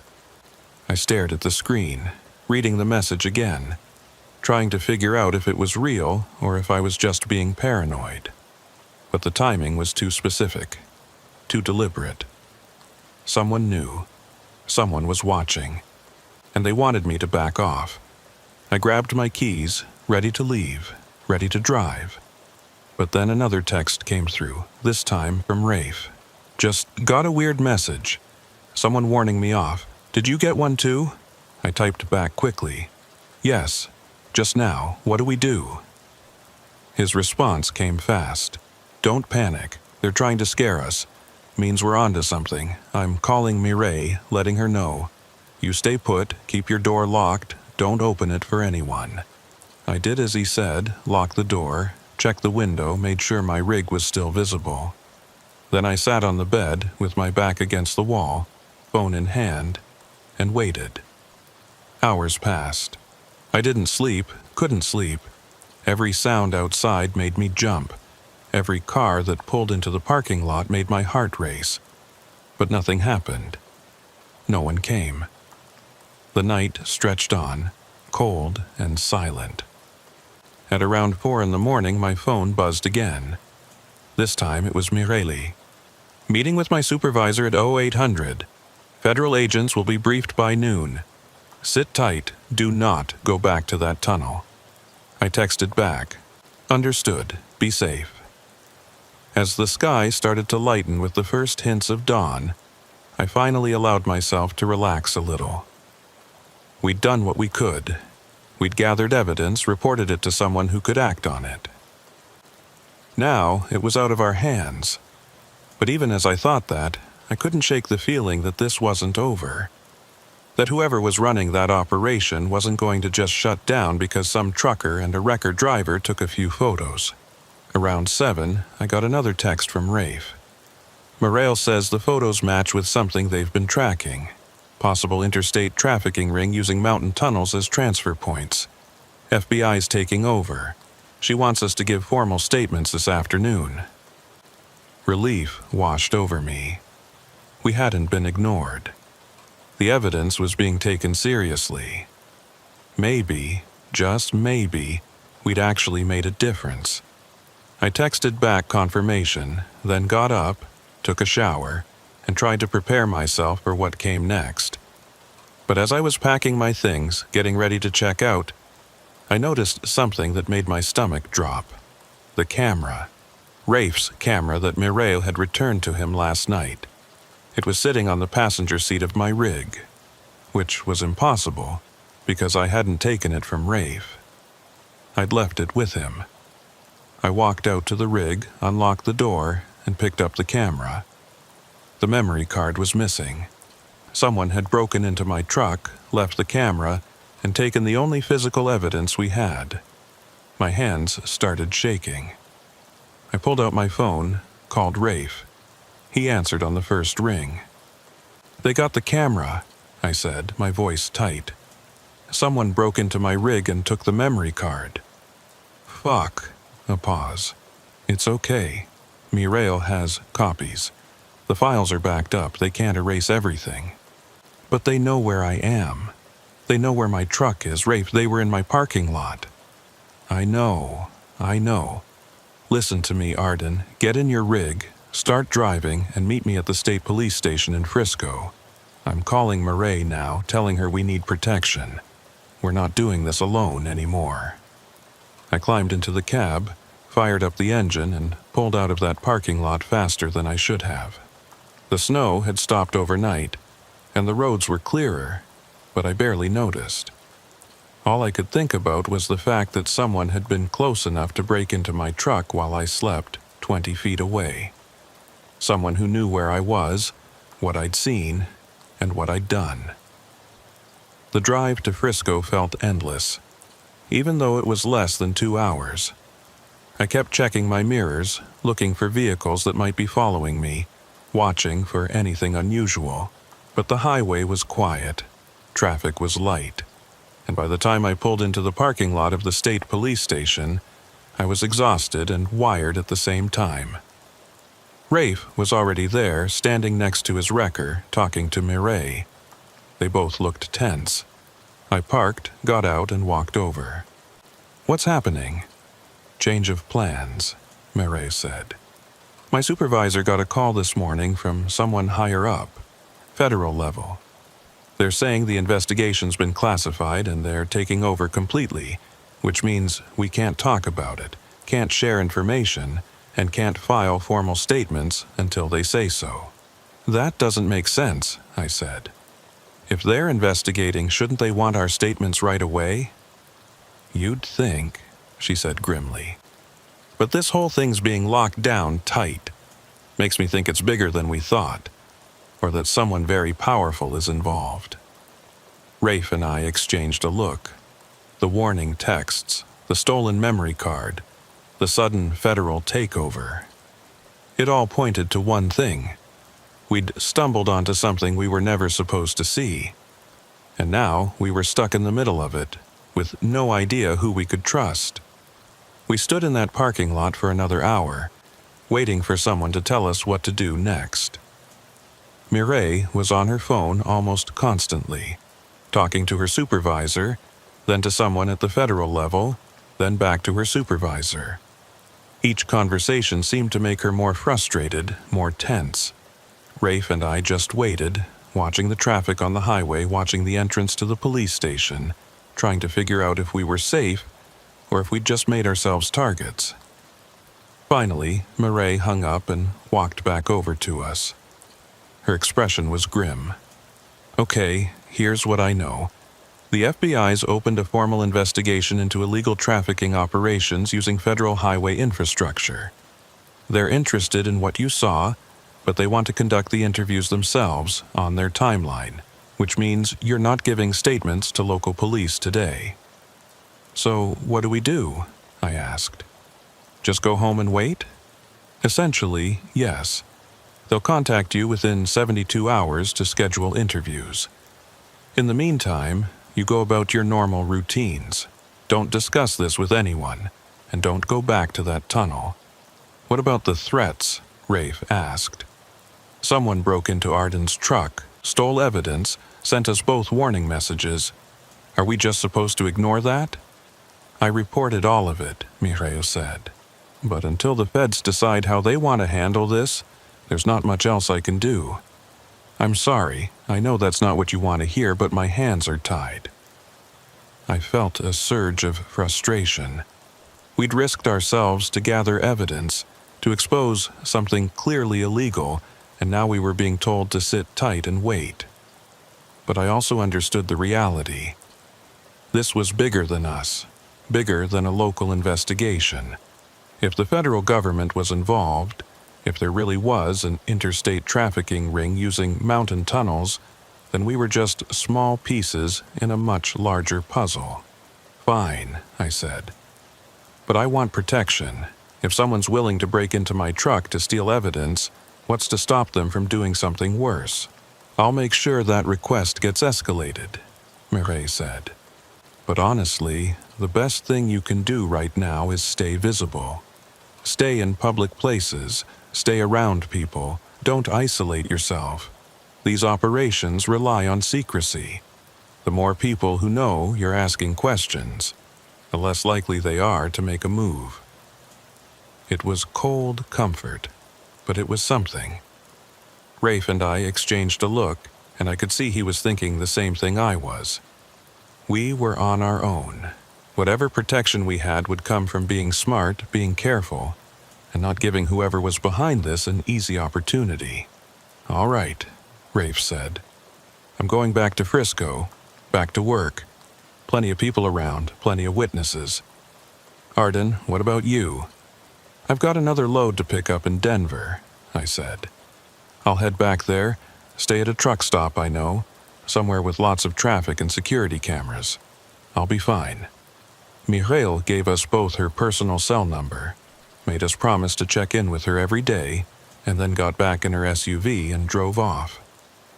Rafe and I stood there for a moment longer, the weight of everything that had happened settling over us like the snow that had fallen the night before. "You really think they'll investigate?" I asked. "Or are they going to bury this?" "I don't know," Rafe said honestly, "but I know we did the right thing, and if they do bury it, at least we tried." He climbed into his wrecker and drove off, leaving me alone in the parking lot. I got back in my rig, started the engine, and just sat there for a while, trying to process everything. Less than 24 hours ago, I'd been making a routine delivery, and now I was caught up in a federal investigation, receiving threats and questioning whether I'd done the right thing. I pulled out of the parking lot and headed east, back toward Denver. The drive should have been calming, the mountains beautiful even in winter, but I couldn't shake the feeling of being watched. Every vehicle that pulled up behind me, every car that stayed in my mirrors for too long made my heart rate spike. I kept telling myself I was being paranoid, that I was just spooked from everything that had happened. But paranoia, I'd learned, was sometimes just pattern recognition your conscious mind hadn't caught up with yet. I made it to Denver by early afternoon and stopped at a large truck stop on the east side of the city, the kind with a restaurant, showers, and a parking lot big enough for 200 rigs. Security cameras everywhere, lighting that stayed on 24 hours a day, and enough people around that no one could approach my truck without being seen. I backed into a spot near the main building, locked the doors, and went inside to get food and check in with my dispatcher. The dispatcher wasn't happy about the delay, but I fed him a story about mechanical issues and weather conditions, and he grudgingly accepted it. He had another load for me, pharmaceuticals going to Cheyenne, pickup scheduled for the next morning. I confirmed, hung up, and bought a sandwich and coffee from the truck stop diner. Then I found a corner booth where I could see the entrance and the parking lot, and I sat down to eat. I was halfway through the sandwich when my phone buzzed. A text from an unknown number, different from the one that had sent the threat the night before. This one just said, "Check your email." I hesitated, then opened my email app. There was a new message from an address I didn't recognize, no subject line, just an attachment. My instinct was to delete it, assume it was spam, or worse. But something made me open it. The attachment was a photo, and when I saw what it showed, my stomach dropped. It was me. Standing outside the Eisenhower Tunnel, talking to the man in the reflective vest at the checkpoint. The angle suggested it had been taken from inside one of the service niches, zoomed in, capturing my face clearly. Below the photo was a single line of text. "We know who you are." I set the phone down, my hands shaking. This wasn't just a threat. This was proof that they'd been watching me, documenting me from the very beginning. They knew my face, probably knew my name, definitely knew my truck, and they wanted me to know that they knew. I called Mireille immediately. She answered on the second ring. "What's wrong?" They sent me a photo of me at the checkpoint. They were watching from inside the tunnel. I forwarded the email to her as I spoke. This isn't just intimidation. This is targeted. She was quiet for a moment, and I could hear typing in the background. "I'm seeing it. Okay, this changes things. I'm forwarding this to the federal contact immediately. This is evidence of surveillance, possibly harassment. They'll have to take this seriously. What do I do in the meantime? Stay where you are. Public place. Lots of people. I'm going to see if I can get someone from the Denver field office to meet with you today instead of waiting. This has escalated." She hung up, and I sat there in that booth, staring at the photo on my phone. The quality was too good for a phone camera, too stable for a handheld shot. This was professional equipment, probably mounted, probably part of a larger surveillance system. Which meant whoever was running this operation had resources, planning, infrastructure. This wasn't some small-time smuggling ring. This was organized, well-funded, and willing to go to significant lengths to protect their operation. 2 hours later, 2 men in suits walked into the truck stop and approached my booth. They showed me badges, FBI, and asked if I was Arden Foxley. I confirmed, and they sat down across from me.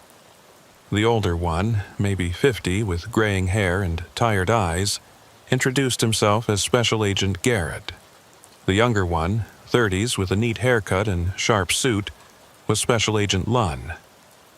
"Ms. Foxley," Garrett said, pulling out a notepad. "We understand you witnessed some unusual activity in the Eisenhower Tunnel last night, and you've received threatening communications since then. We'd like to hear your account of what happened." I told them everything.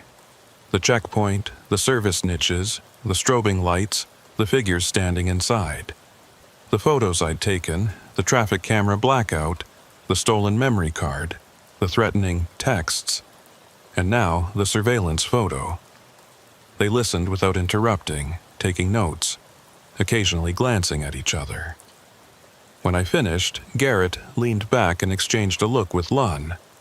"What you're describing matches intelligence we've been gathering for the past 18 months, Garrett said carefully. "We've had reports of irregular activity in several mountain tunnels along major interstate routes. Colorado, Wyoming, Montana. Always during adverse weather, always with similar patterns. Checkpoints that aren't officially sanctioned, surveillance camera failures, and vehicles that enter but don't show up on exit logs." "So you already knew about this," I said, feeling a mix of relief and frustration. "Why haven't you shut it down?" "Because we don't know the full scope yet," Lund said. "We know something's happening, but we don't know who's running it, where the goods are coming from or going to, or how many people are involved. That's why your photos were valuable. They give us visual confirmation, specific details we can use to build a case." "Except the memory card was stolen," I pointed out.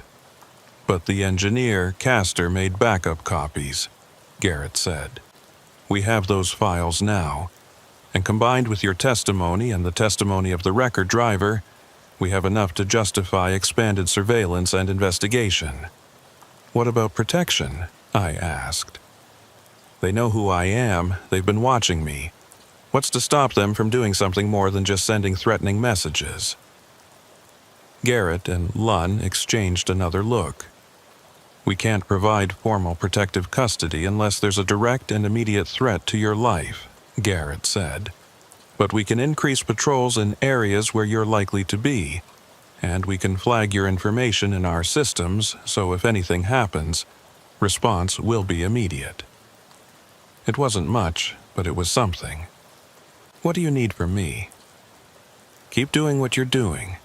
Go about your normal work. But if you see anything else unusual, any other activity that matches what you saw last night, you contact us immediately." Garrett handed me a business card with a phone number handwritten on the back. "That's my direct line, day or night." They asked a few more questions, clarifying details, confirming timelines. Then they stood up, thanked me for my cooperation, and left. I watched them walk out to an unmarked sedan and drive away, and I felt a strange mix of emotions. Relief that someone official was taking this seriously, fear that I'd made myself a target, and doubt that any of this would actually lead to anything. I spent that night in my truck, parked under the lights of the truck stop, doors locked, phone within reach. I didn't sleep well. Every sound outside made me alert. Every vehicle that passed by made me check the mirrors. But nothing happened. No more threats, no more photos, no visits in the night. Just silence. The next morning, I picked up the load in Denver and headed north to Cheyenne. It was a straightforward run, clear weather, good roads, no drama. I made the delivery on time, collected my paperwork, and headed back to Denver. Over the next few days, I fell back into my routine, picking up loads, making deliveries, logging miles. I checked in with Mireille every day like I'd promised, and she told me the investigation was ongoing, but she couldn't share details. Rafe texted me periodically, asking how I was doing, sharing bits of information he'd heard. He said the FBI had interviewed him twice, that they seemed serious about the investigation, but he hadn't heard anything concrete about arrests or closures. It was frustrating, being kept in the dark after we'd been the ones to bring this to light. But I understood. Investigations take time, especially ones involving multiple agencies and jurisdictions. About 2 weeks after everything had happened, I got a call from Mireille. "Arden, I wanted to give you an update. The FBI conducted a major operation in the Eisenhower Tunnel last night. Coordinated sweep, multiple arrests, significant seizure of contraband." My heart leaped. "They shut it down?" "They shut down one node of it," she said carefully. "Turns out it was bigger than we thought. Multi-state operation, using several tunnels as transfer points. The Eisenhower was just one location. They arrested 9 people last night, including 2 state employees who were providing inside access. Were any of them the people I saw? The ones in the service niches? I don't know. The FBI's not releasing names or details yet, but they wanted me to pass along their thanks. Your photos and testimony were instrumental in getting the warrants they needed. I should have felt victorious. We'd uncovered something real, something dangerous, and it had led to actual arrests. But instead, I just felt tired.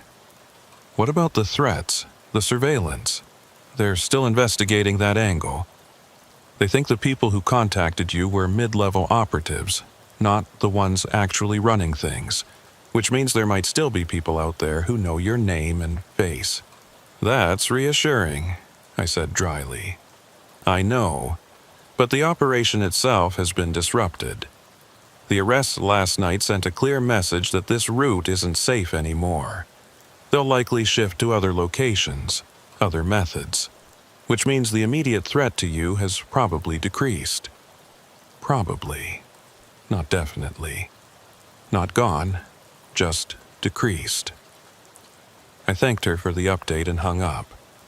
Then I sat in my truck, parked at yet another truck stop, and tried to figure out how I felt about all of it. We'd done something important. We'd exposed criminal activity, helped federal agents make arrests, potentially disrupted a trafficking ring that had been operating for years.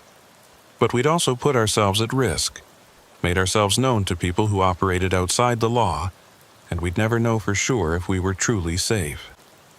Over the following weeks, life slowly returned to normal. I kept driving, kept making deliveries, kept checking my mirrors more often than I used to. The FBI called me once more, asked a few follow-up questions, thanked me for my cooperation, and told me the investigation was ongoing. I asked if I could know more details, and they politely declined. Rafe and I stayed in touch, texting every few days. He told me he'd been called to testify before a grand jury, that the case was moving forward, that there might be more arrests, but he also said he'd been getting weird looks from other drivers. That word had gotten around about what we'd done, and not everyone thought we'd done the right thing. Some people thought we should have minded our own business, that snitching on truckers, even criminal ones, was a violation of some unwritten code. I understood that sentiment, even if I disagreed with it. We're a community, truckers. We look out for each other, help each other, protect each other from outside interference. But what we'd seen wasn't truckers helping truckers. It was criminals using our roads, our tunnels, our infrastructure to move illegal goods. And staying silent about that felt worse than breaking some code. About 6 weeks after the arrests, I had to make a delivery that took me through the Eisenhower tunnel again. It was the first time I'd been back since that night, and I'd be lying if I said I wasn't nervous. But I had a job to do, and I couldn't avoid that route forever. So I took a deep breath, merged onto I-70, and headed west into the mountains. The approach was different this time. Clear weather, daylight, no snow. The checkpoint was gone, no cones, no reflective vests, no warnings. Just normal traffic flowing through. I entered the tunnel, and it felt ordinary. Just a long tube of concrete and rock, overhead lights humming, traffic moving at a steady pace. No strobing lights in the service niches, no figures standing in the shadows, just empty alcoves with locked doors. But as I passed through, I couldn't help looking at each niche, remembering what I'd seen. The flickering lights, the motionless figures, the crates stacked against the walls. It had been real. I hadn't imagined it. And somewhere in the back of my mind, I wondered if it was truly over, or if they'd just moved to a different tunnel, a different night, a different storm. When I emerged on the western side, I pulled onto the shoulder and sat there for a moment, letting the tension drain from my shoulders. I'd made it through. The tunnel was just a tunnel again, but it would never feel the same. Every time I drove through it from now on, I'd remember. I'd watch the service niches. I'd check my mirrors. I'd wonder. I pulled out my phone and texted Mireille. Just went through Eisenhower, everything normal, feels strange. Her response came a few minutes later. That's good. Means they're staying away, but stay alert. Operations like this don't disappear, they just adapt. I knew she was right, and I knew that somewhere out there, in some other tunnel or on some other route, the same thing was probably happening again. Different people, different methods, same basic operation. Using the infrastructure we all depended on to move things that should never see daylight. I thought about calling Rafe, telling him I'd been through the tunnel, but decided against it. He was probably dealing with his own aftermath, his own questions about whether we'd done the right thing. Instead, I put the phone away, started the engine, and got back on the highway. Months passed. The FBI never contacted me again. I never heard about trials or additional arrests. The story never made the news, at least not in any way that connected to what I'd seen. It was like the whole thing had been quietly swept under some federal rug, dealt with behind closed doors, kept out of public view. Maybe that was necessary for the investigation. Maybe it was to avoid panic or copycats. Or maybe it was just the way things work when powerful people are involved. I still drive trucks, still take loads through the mountains, sometimes through the Eisenhower, sometimes through other tunnels. And every single time, I watch. I look for the signs, the patterns, the things that don't quite add up. Not because I'm looking for trouble, but because now I know.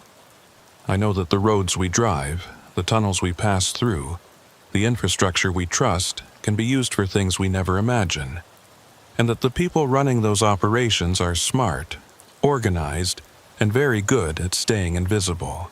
Sometimes, late at night when I'm parked at a rest stop, I think about that photo they sent me. The one showing me at the checkpoint, taken from inside the tunnel. I wonder if they still have it, if they're still watching, if they remember my face. And I wonder what would have happened if I'd just kept driving that night. If I'd ignored the strobing lights and the figures in the niches. If I'd minded my own business like so many drivers probably have. Would it have been safer? Probably. Would it have been easier? Definitely.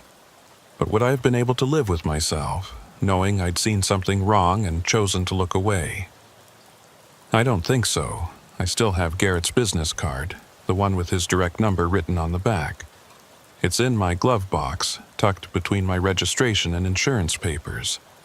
I've never had to use it, but knowing it's there makes me feel a little safer, a little less alone. And I still talk to Rafe every few weeks. We don't discuss what happened much anymore.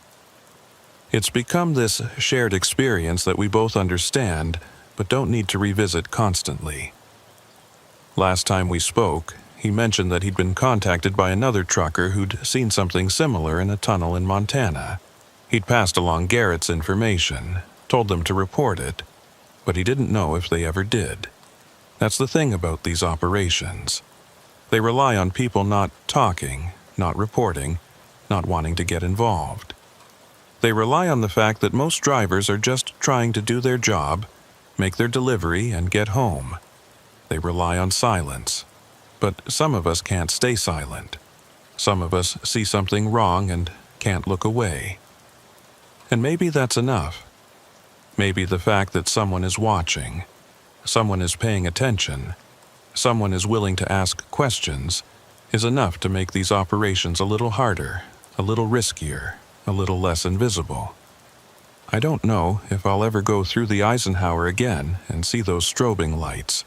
Part of me hopes I never do, but another part of me, the part that took those photos and made those calls and refused to just drive past, that part stays ready, stays watchful, stays alert. Because I learned something that night in the whiteout. Something I can't unlearn. The road isn't always what it seems. The tunnel isn't always just a tunnel. And sometimes, The most dangerous thing you can do is assume that everything is normal, that everyone follows the rules, that the infrastructure we trust is always being used for its intended purpose. I drive with my eyes open now, really open. And I tell myself that if I ever see something like that again, if I ever witness something that doesn't sit right, I won't hesitate. I'll document it. I'll report it. I'll do what needs to be done. Even if it means getting that warning text again, even if it means seeing my face in a surveillance photo, even if it means wondering every night if someone's watching. Because some things are more important than feeling safe. Some things are more important than minding your own business. And sometimes doing the right thing means accepting that you'll never know the whole story, never get the full picture, never find out if what you did actually made a difference. But you do it anyway. The tunnel is just concrete and rock. But what happens inside it, in the dark, in the storm, when no one's supposed to be watching, that's where the real story is. And as long as I'm driving these roads, as long as I'm passing through these mountains, I'll be one of the people who watches, one of the people who remembers, one of the people who refuses to just drive past.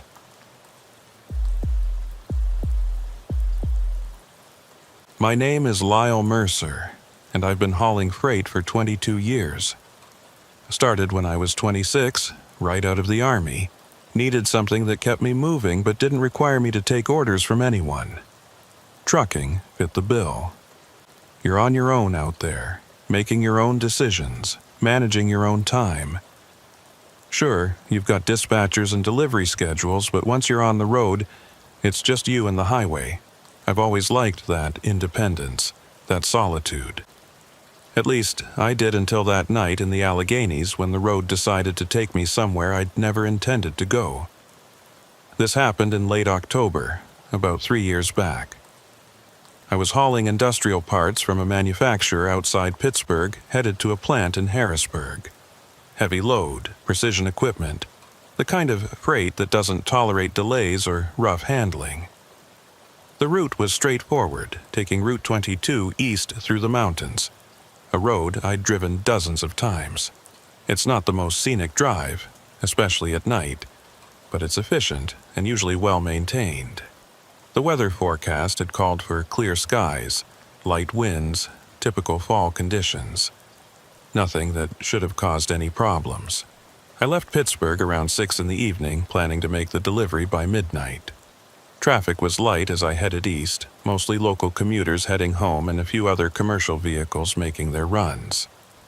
The sun was setting behind me, painting the sky in shades of orange and purple, and the temperature was dropping fast. By the time I reached the foothills of the Alleghenies, it was full dark, and the outside temp was hovering around 40 degrees. I had the heater running low, the radio playing classic rock at a volume just loud enough to keep me company without being distracting. The first sign that something was off came about an hour into the drive. I was climbing a long grade, the kind that makes your engine work and tests your transmission, when I saw the digital highway sign ahead. It was one of those modern LED boards that displays traffic updates, road conditions, emergency alerts. As I got closer, I could read the message. Route 22 East closed. Mile 156 to 174. Emergency repairs. Follow detour. I frowned, checked my odometer. I was at mile marker 151, which meant the closure was about 5 miles ahead. I grabbed my phone to check for updates, but there was no signal. Not unusual in this part of the mountains, the terrain plays hell with cell reception. I turned up the CB radio, listened for any chatter from other drivers, but it was quiet. Just static and the occasional burst of interference. The detour sign started appearing about a mile later. Orange arrows pointing to the right, directing traffic off Route 22 and onto what looked like an older secondary road. The pavement was rougher here, cracked and patched in multiple places, and the road narrowed significantly. The painted lines were faded, barely visible in my headlights. I slowed down, keeping an eye on the mirrors to make sure the trailer wasn't swinging too wide on the turns. The detour took me deeper into the mountains, away from the main highway, onto roads that felt increasingly isolated. I passed through a small town, maybe 3 blocks long, with a gas station that looked closed, and a diner with a flickering neon sign. No other vehicles, no pedestrians, just empty streets and the yellow glow of scattered streetlights. I kept following the detour signs, trusting that they'd eventually loop me back to Route 22. But after another 20 minutes, the signs changed. Instead of the standard orange detour markers, I started seeing older signs, the kind made of wood with painted lettering that had weathered to the point of being barely legible. One sign read, Allegheny Bore, alternate route. Another said, caution, narrow passage, reduced clearance. I didn't like the sound of that. Narrow passage and reduced clearance are not words a trucker wants to see, especially when hauling a full-size trailer. I slowed even further, downshifting to give myself more control. The road ahead curved sharply to the left, and as I followed it around, I saw something that made me hit the brakes. There was a tunnel entrance, but not like any modern tunnel I'd seen. This was old, really old. The entrance was framed by stone archways that looked like they'd been built a century ago, with crumbling mortar and vines growing up the sides. The opening was barely wide enough for my rig, and there were no lights inside, just a yawning darkness that swallowed my headlights. I sat there for a moment, engine idling, trying to decide what to do. Part of me wanted to turn around, find another route, avoid this decrepit-looking tunnel altogether. But the road behind me was too narrow to turn a full rig around, and I didn't know how far back I'd have to go to find a place wide enough. Plus, if this was the official detour, then it should be safe, right? The state wouldn't direct traffic through a dangerous passage. I put the rig in gear and eased forward. The entrance was tight, and I had to keep the wheel perfectly centered to avoid scraping the sides. As I passed through the stone archway, I noticed something carved into the rock above. ABRR 1889. Railroad. This had been a railway tunnel, probably abandoned decades ago and later converted for vehicle use. That explained the narrow clearance and the rough stonework. Inside, the tunnel was dark and damp. My headlights illuminated maybe 50 feet ahead, revealing walls of bare rock that glistened with moisture. The ceiling was low, maybe 12 feet, which gave me just enough clearance but not much margin for error.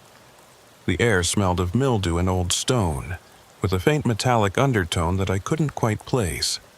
The sound of my engine echoed off the walls, creating a deep, resonant rumble that seemed to fill the entire space. I kept my speed low, maybe 15 miles an hour, watching for any obstacles or structural issues.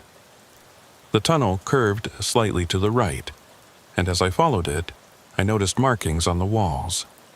Old paint, faded to the point of being barely visible, but I could make out numbers and letters. Section 4. Clearance 12-6. Emergency exit 550. Someone had marked this tunnel for safety at some point, though the markings looked decades old. The tunnel stretched on longer than I expected. I'd been inside for at least 5 minutes, which at my speed meant I'd covered more than a mile. For a railway tunnel, that wasn't unusual, but for a detour route, it felt excessive. I checked the odometer, tried to calculate how much longer this would take, but the math didn't add up. If the closure on Route 22 was only 18 miles, this detour should have been shorter, not longer. That's when I noticed the first service alcove. It was cut into the right wall, a shallow recess maybe 8 feet deep, with a rusted metal door at the back. The door was partially open, hanging loose on its hinges, and I could see darkness beyond.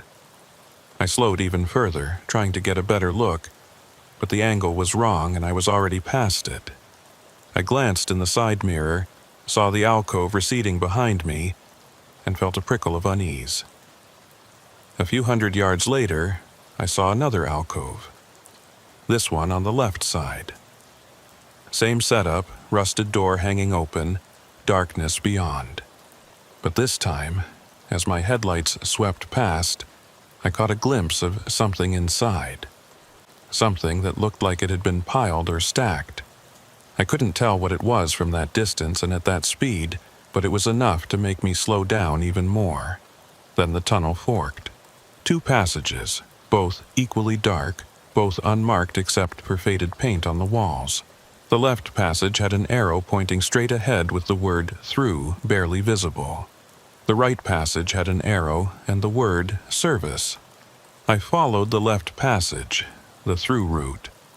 But as I passed the junction, I glanced down the service passage and saw something that made my skin crawl. There were lights. Not modern LED lights or fluorescent tubes, but old, incandescent bulbs. Dim and flickering, strung along the ceiling of the service passage like Christmas lights. And in that dim, uneven light I could see shapes. Vehicles, maybe. Or equipment. Something large and dark, sitting in the shadows. I kept driving, told myself it was just maintenance equipment. Storage for road crews, nothing unusual. But the unease in my chest grew heavier. This didn't feel like an official detour. This felt like I'd been routed into some forgotten corner of the highway system. A place that was supposed to be closed, sealed off, left to decay. The tunnel continued, twisting and turning in ways that didn't match the straight, efficient design of modern infrastructure. I passed more alcoves, more service doors, more faded markings. Some of the doors were closed, some were open, and in one alcove, I saw what looked like old tools leaning against the wall. A pickaxe, a shovel, a coil of rope. All rusted, all covered in dust like they'd been there for years. Then I smelled it. Diesel fuel. Strong and fresh, cutting through the musty air of the tunnel. I checked my gauges, made sure I wasn't leaking, but everything looked normal. The smell was coming from outside the cab, from somewhere in the tunnel. I slowed even more, almost to a crawl, trying to locate the source. That's when I saw the niche. It was different from the alcoves I'd passed before. Larger, deeper, set back into the wall like a small room. And inside, barely visible in the glow of my headlights, was a vehicle. A box truck, white, unmarked, parked with its rear doors facing the tunnel.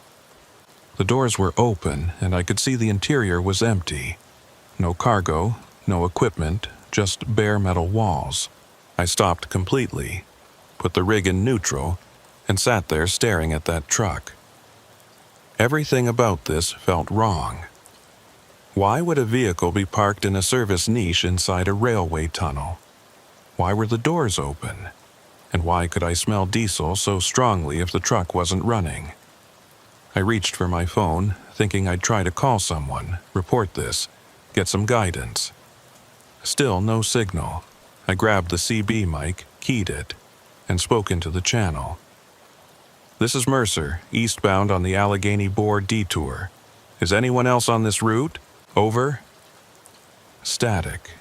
Pure, unbroken static.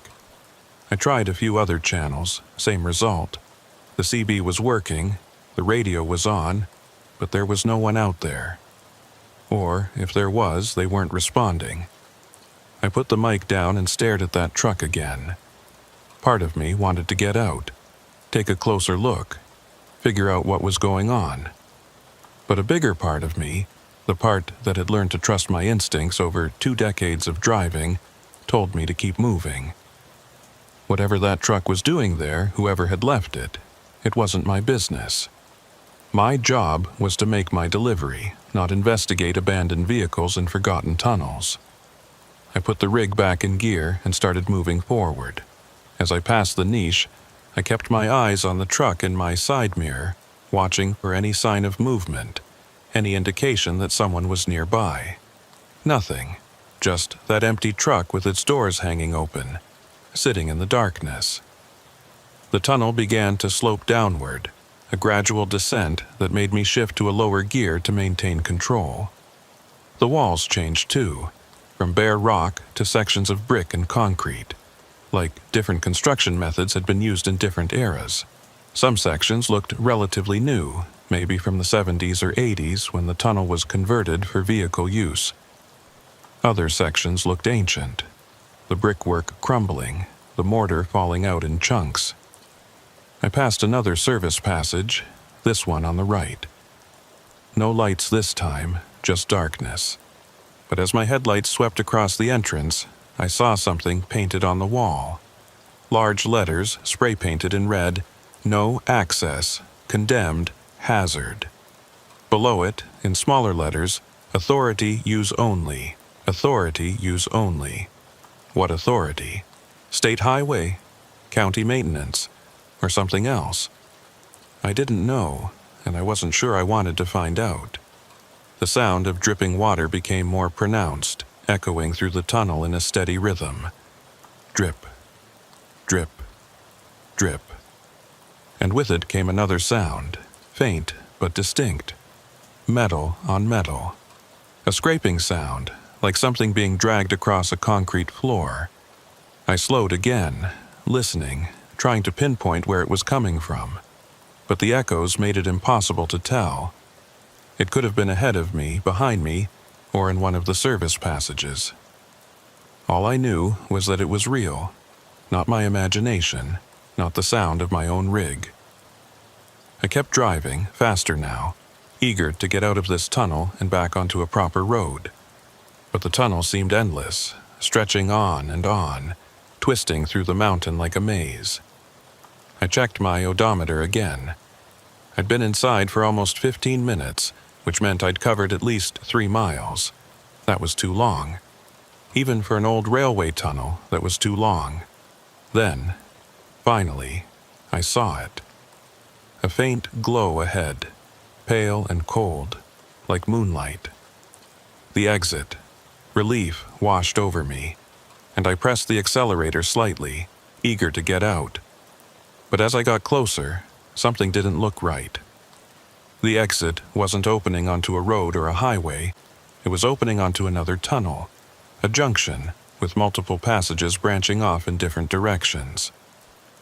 I hit the brakes, brought the rig to a stop, and stared at the junction ahead. This wasn't a detour. This was a network, a system of tunnels, interconnected, probably built for the railway back in the 19th century and later repurposed, forgotten, or abandoned. And I was somewhere in the middle of it, with no clear idea of how to get out. I sat there in the darkness, engine idling, staring at those branching passages, and for the first time in my 22 years of driving, I felt truly lost. I sat at that junction for a good 5 minutes, trying to make sense of what I was seeing.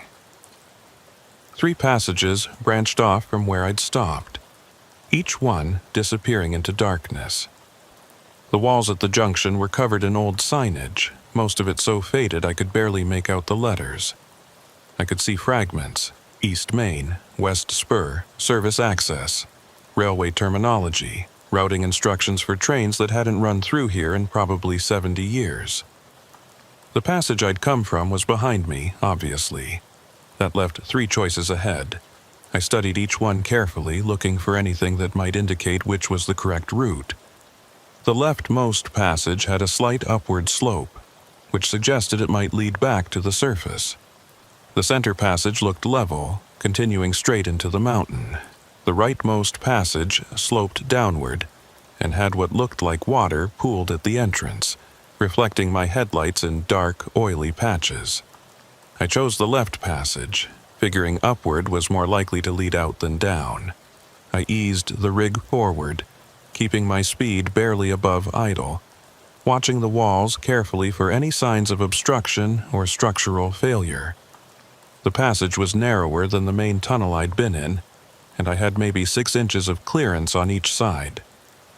If I met another vehicle coming the other way, one of us would have to back up, and in a rig this size, backing up in a narrow tunnel was not something I wanted to contemplate. The walls here were different. less finished, more raw. In some places, I could see the marks of old drilling equipment, circular patterns scored into the rock.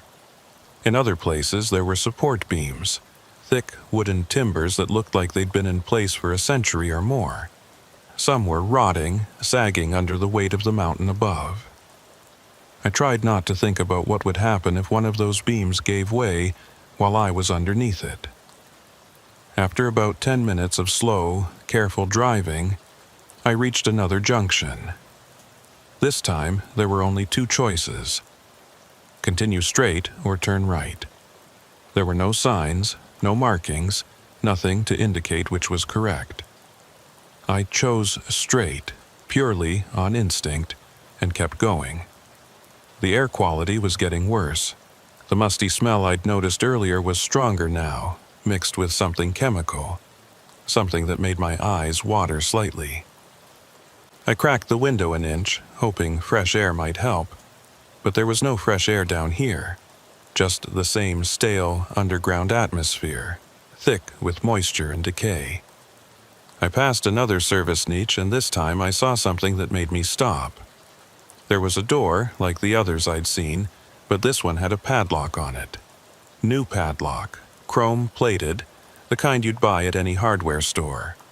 Someone had been here recently. Someone had secured this door, which meant someone was using these tunnels for something. I got out of the cab, grabbed my flashlight from behind the seat, and walked over to the door. The padlock was definitely new, maybe a few months old at most. The hasp it was attached to was also new, bolted into the old wood of the door with modern screws. I aimed my flashlight at the door, looking for any indication of what might be behind it, and noticed something I'd missed from the cab.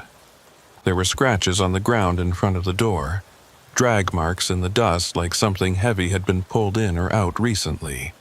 I tried the door handle just in case, but it was locked tight.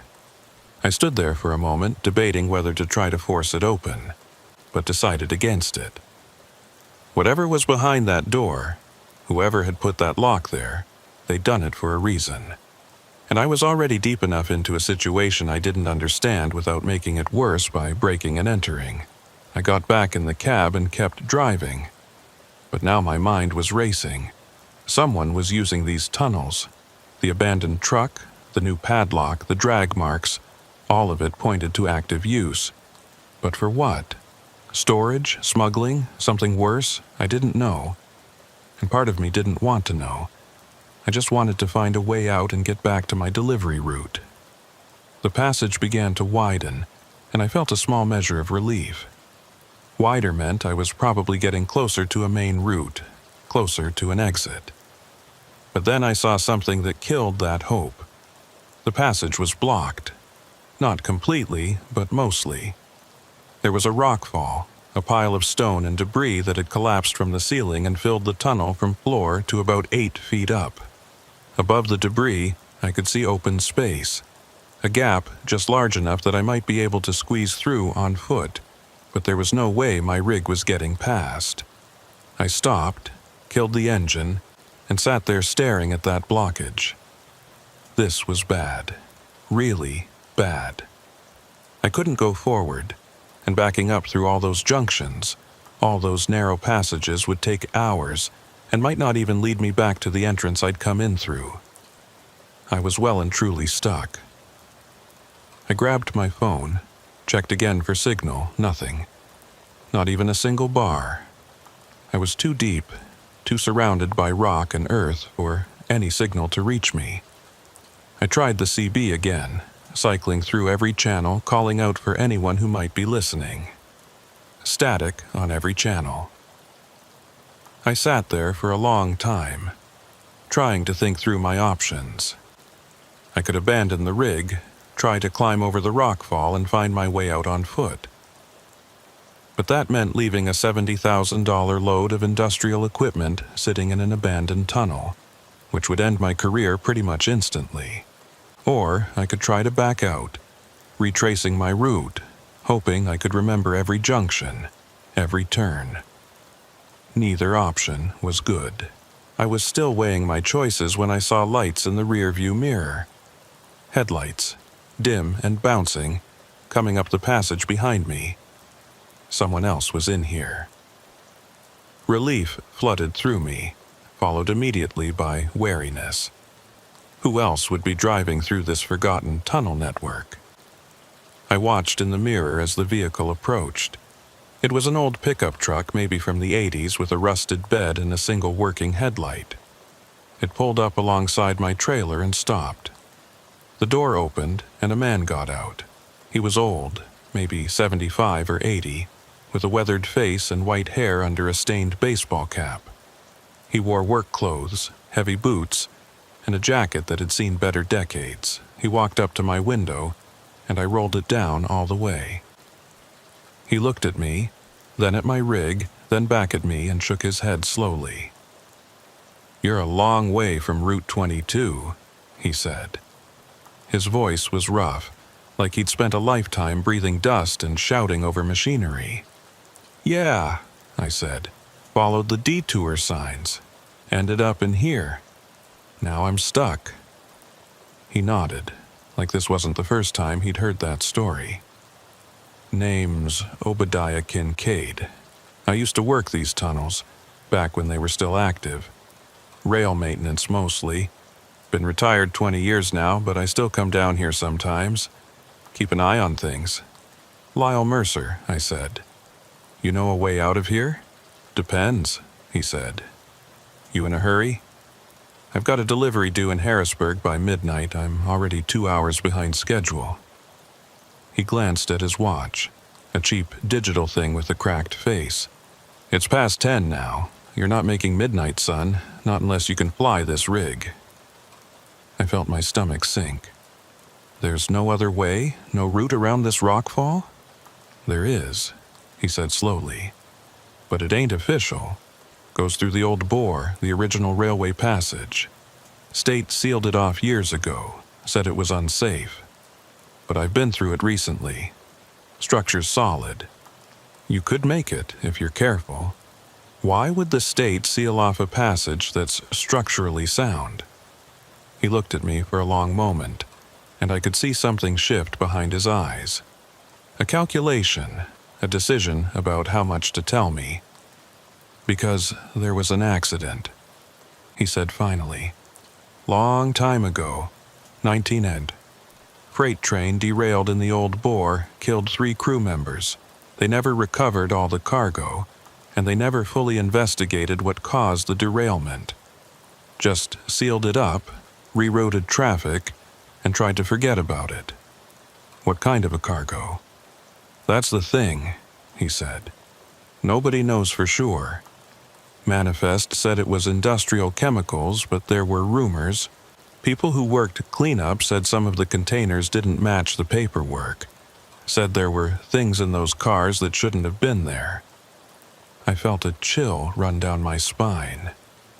"You're telling me I'm sitting on top of a sealed accident site with unknown hazardous materials. I'm telling you that if you want to get out of here, you've got 2 choices. Spend the next 6 hours trying to back out through the passages you came in through, or follow me through the old bore and be back on Route 22 in 30 minutes. I weighed the options. 6 hours of backing through narrow tunnels versus 30 minutes through a sealed passage. It should have been an easy choice, but something about the way Obadiah was looking at me made me hesitate. "What aren't you telling me?" He sighed, pulled off his cap, and ran a hand through his white hair. "There's things in the old bore. Not hazards, not exactly. Just things that don't add up. You might see them, you might not. But if you do, my advice is don't stop, don't investigate, just keep driving until you're out." "What kind of things?" "The kind that make you question what you saw. The kind that sit in your memory and don't quite fit. Look, I can't make you go through there. But I've been through dozens of times and I'm still here. It's a risk, but it's a calculated one." I thought about my options. Thought about the delivery deadline I was already missing. Thought about the dispatcher who would want explanations. Thought about the isolated, forgotten tunnel network I was sitting in. And I made a decision I'd regret for a long time. "All right," I said. "Lead the way." Obadiah nodded, walked back to his truck, and got in. He pulled forward, maneuvering around my trailer, and headed back the way he'd come. I started my engine and followed, trusting that this old man, who claimed to know these tunnels, would actually get me out. We backtracked through the passage, and at the first junction, Obadiah turned right instead of the way I'd come. This passage was even narrower, and I had to fold in my mirrors to avoid scraping the walls. The ceiling lowered too, and I heard the occasional scrape of my trailer roof against rock. Every scrape made me wince, made me worry about damage to the load I was carrying. After about 10 minutes, we reached a section where the walls changed from rough rock to old brick, and there, set into the left wall, was a massive steel door. It looked like something from a bank vault, heavy and imposing, with a wheel lock mechanism and a chain wrapped around the handles. But the chain was lying on the ground, cut clean through, and the door was standing open about 2 feet. Obadiah's truck stopped in front of the door. He got out, walked back to my window. "This is the old bore. Through that door, follow the passage for about 2 miles, and you'll come out on a side road that connects back to Route 22. Should be clear sailing from there." "Should be?"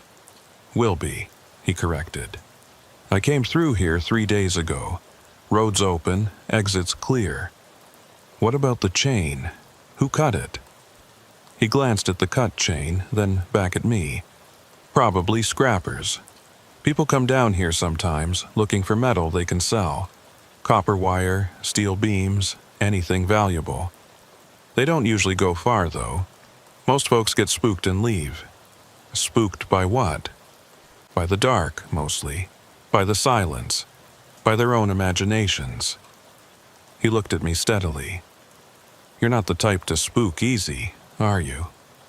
"No," I said, though I wasn't sure that was true anymore. "Good. Then you'll be fine. Follow the passage, stay on the main route, ignore any side branches. And Mercer." He paused. "If you see anything that doesn't look right, anything that makes you want to stop and investigate, don't. Just keep driving. You understand?" I nodded, though I didn't really understand. Not yet. Obadiah got back in his truck and drove through the open door, disappearing into the darkness beyond. I took a deep breath, shifted into gear, and followed him through. The old bore was different from the passages I'd been in before. Older, obviously, but also colder. The walls were brick, aged and crumbling in places, and the ceiling was lower, maybe 11 feet, which put me right at the edge of the safe clearance. The air smelled different too, not just musty but chemical, with a sharp, acrid undertone that made my throat tighten.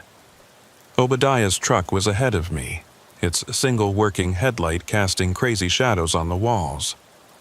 I kept my distance, maybe 50 feet back, and followed his route. The passage was straight for the first quarter mile, then began to curve gently to the right. And that's when I started seeing them. The containers. They were stacked in service niches along the walls, old and rusted, each one about the size of a 50-gallon drum. Most of them had faded labels, but I couldn't read them from the road. Some had hazard symbols, the old-style diamond-shaped warnings for flammable or toxic materials. And some had no labels at all, just bare metal marked with streaks of rust and corrosion. I slowed down, trying to get a better look, but remembered Obadiah's warning. Don't stop, don't investigate. So I kept driving, but I couldn't stop looking at those containers.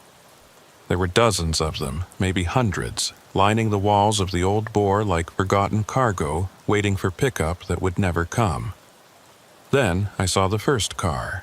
Not a vehicle, a rail car.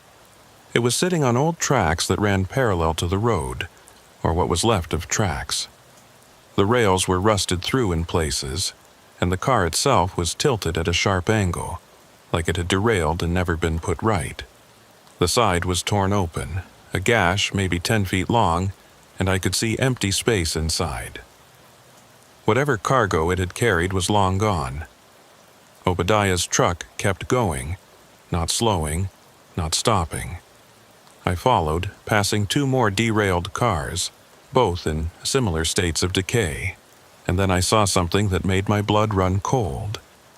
There was a body, or what was left of one, sitting in the cab of one of the rail cars, slumped against the window, skeletal and dressed in rotted work clothes. The skull was turned toward the tunnel, toward the road, and in the brief moment my headlights illuminated it, I could have sworn I saw the jaw move. I blinked, looked again, but the angle was wrong now and I couldn't see into the cab anymore. Just keep driving, I told myself. Just an optical illusion, a trick of the light and shadow. Nothing moved. Nothing's alive down here. But I couldn't shake the image. That skeletal figure, sitting in the cab like it was still waiting for rescue, still hoping someone would come. How long had it been there? Since 1987? That was almost 40 years. Why hadn't anyone removed the remains? The passage opened up into a larger chamber, and I saw more rail cars, more derailment damage. This must have been the accident site, the place where the train had gone off the tracks and crashed. There was debris everywhere, twisted metal, broken glass, scattered cargo, and in the middle of it all, Obadiah's truck, still rolling forward like none of this existed. I followed, navigating carefully around the debris, trying not to think about what I was seeing, what I was driving through. And then I saw the niche, different from the others. Larger, with a door that was standing open and light inside. Not the flickering incandescent bulbs I'd seen before, but steady, modern light. Fluorescent, maybe, or LED. And inside that niche I saw people. 3 of them standing around what looked like a workbench or table. They were wearing modern clothes, work jackets and jeans, and they turned to look at me as my headlights swept past. One of them raised a hand, not waving, just raising it, like they were acknowledging my presence, or warning me. I didn't stop. Followed Obadiah's lead, kept driving, pushed the image out of my mind. But questions flooded in. Who were those people? What were they doing down here? And why did seeing them feel more unsettling than seeing the skeletal remains in the rail car? The passage narrowed again, and we were back in the enclosed tunnel.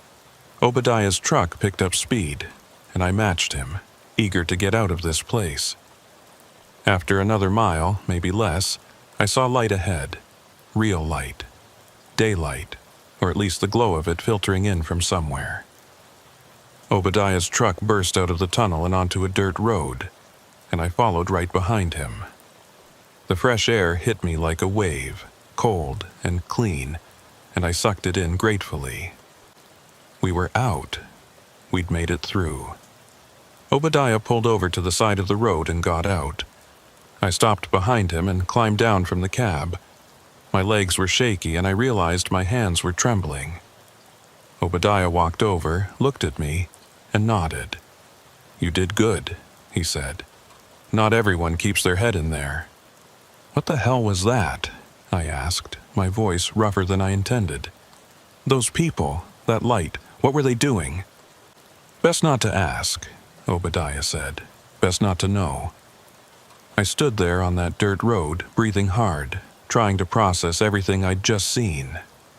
The skeletal remains in the rail car, the rusted containers stacked in the niches, and those 3 people standing in the light, watching me drive past like it was the most normal thing in the world. None of it made sense. None of it fit with the story Obadiah had told me about an old train accident and a sealed tunnel. "Who were those people?"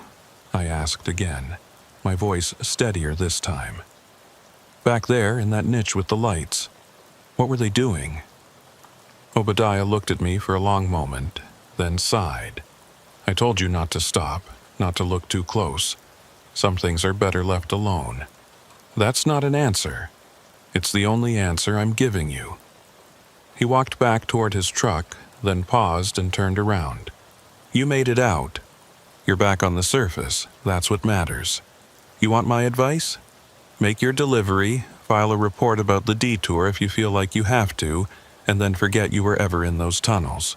I can't just forget what I saw. You can try. He climbed into his truck, started the engine, and rolled down the window. Route 22 is about 3 miles north of here. Turn left at the main road, follow it for 2 miles, you'll see the on-ramp. You should still be able to make Harrisburg by 2, 3 in the morning if you push it. Wait, I said, walking toward his truck. What about those containers? The ones with the hazard symbols? If there was a train derailment in 1987, shouldn't those have been cleaned up? Shouldn't someone have removed them? Obadiah's expression darkened. Should have, yes. But things don't always happen the way they should, especially when there's money involved, or liability, or both. What are you saying? I'm saying that sometimes accidents get sealed up instead of cleaned up. Sometimes it's easier to close a door and walk away than to deal with what's behind it. And sometimes people find ways to use what's been sealed up, ways that aren't official, aren't legal, but are profitable. The pieces started clicking together in my mind. The new padlock I'd seen, the cut chain on the vault door, the people with the modern lights. Someone's using that tunnel for storage or smuggling or something. Maybe, Obadiah said. But if they are, it's not my business and it's not yours. You're a trucker. You move cargo from point A to point B. What happens in sealed tunnels in the middle of the night, that's someone else's problem. It became my problem the moment those detour signs sent me down here. He looked at me with something that might have been pity. Those detour signs have been gone for months. State took them down after they finished the roadwork on Route 22. Whatever signs you followed, they weren't official. My blood went cold. What are you talking about? There were signs, orange detour markers, LED boards with closure information. I'm telling you, son, there hasn't been any road work on Route 22 in 6 months. And there sure as hell hasn't been any official detour through the old railway tunnels. So either you made a wrong turn somewhere and didn't realize it, or someone put those signs up specifically to route people down here. I felt like the ground had shifted under my feet. If the detour wasn't official, if the signs had been placed deliberately, then everything I'd experienced took on a different, more sinister meaning. Someone had wanted vehicles in those tunnels. Someone had created a false detour to funnel traffic through. But why? I need to report this, I said. To the police, to the State Highway Department, to someone. Obadiah shrugged. You can try, but you'll need proof.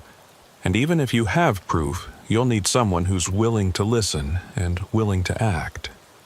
That's harder than you might think. He put his truck in gear and started to drive away. I called after him. How do I find you, if I need to talk to you again? He stopped, leaned out the window. You don't. I've told you everything I can. The rest is up to you. Then he drove off, his taillights disappearing down the dirt road, leaving me standing there alone in the dark. I got back in my rig, sat in the driver's seat, and tried to think through what to do next. I could make the delivery like Obadiah suggested, and then file a report. Or I could turn around right now, drive back to that tunnel entrance, and document everything I could before someone removed the evidence. The smart play was obvious. Make the delivery, protect my job, let someone else deal with the investigation. But I've never been good at walking away from things that don't sit right. I pulled out my phone. Still no signal, but I had a camera. I could take photos, gather evidence, and then present it to the authorities once I was back in cell range. It wasn't much, but it was something. I started the engine, but instead of turning left toward Route 22, I turned right, back toward the tunnel entrance. The dirt road was rough, full of potholes and loose gravel, and I had to go slow to avoid damaging the trailer. After about 10 minutes, I saw the tunnel entrance ahead, that same opening where Obadiah and I had emerged. The massive steel door was still standing open. I parked the rig as close to the entrance as I dared, grabbed my flashlight and phone, and walked to the door. The air coming out of the tunnel was cold and carried that same chemical smell I'd noticed before. I took a deep breath, steeled myself, and walked inside. The old bore looked different now that I was on foot. Larger, more oppressive, the ceiling stretching up into darkness beyond the reach of my flashlight. I moved slowly, methodically, photographing everything. The rusted containers in the niches, the hazard symbols, the derailed rail cars. I found the car with the skeletal remains and forced myself to photograph it too, getting close enough to see the details. The clothing was rotted but still intact in places. Work overalls, steel-toed boots, a name patch on the chest that was too faded to read. I kept moving deeper, past the accident site, toward the niche where I'd seen the people with the lights. As I got closer, I could see the light was off now. The niche was dark. I approached, cautiously, flashlight raised, not sure what I'd find. The niche was maybe 20 feet deep and 15 feet wide, carved out of the rock with the same precision as the others. But this one had been actively used. There was a generator in the corner, still warm to the touch. Work lights mounted on stands. A folding table with papers scattered across it. And against the back wall, stacked on pallets, were crates. Wooden crates, unmarked, sealed with metal bands. I photographed everything, then examined the papers on the table. Most of them were handwritten notes, difficult to read in the beam of my flashlight, but I could make out fragments. Shipment 14. Confirmed. Route secure. Next transfer. Thursday. Payment received, $40K. This was definitely illegal activity. Smuggling, probably using the sealed tunnel as a hidden transfer point. I was so focused on the documents that I didn't hear the footsteps until they were close. I spun around, flashlight beam cutting through the darkness, and found myself facing someone. A man, maybe 40, wearing work clothes and a jacket. He had a flashlight of his own, and in his other hand, something that made my stomach drop. A radio. "You're not supposed to be here," he said. His voice was calm, almost conversational, which somehow made it more threatening. "I got lost," I said, trying to keep my own voice steady. "Followed a detour, ended up in the tunnels. I'm just trying to find my way out." "With a camera?" He nodded at the phone in my hand. "Taking pictures of things that don't concern you?" "I'm documenting my route, in case I need to explain the delay to my dispatcher." He smiled, but it didn't reach his eyes. "That's creative. But we both know that's not true. You've been poking around, asking questions, taking photos of things you shouldn't even know exist. That's a problem. Look, I don't want any trouble. I'll delete the photos, I'll leave, and I won't say anything to anyone." "You're right about one thing," he said. "You're going to leave, but first, you're going to give me that phone."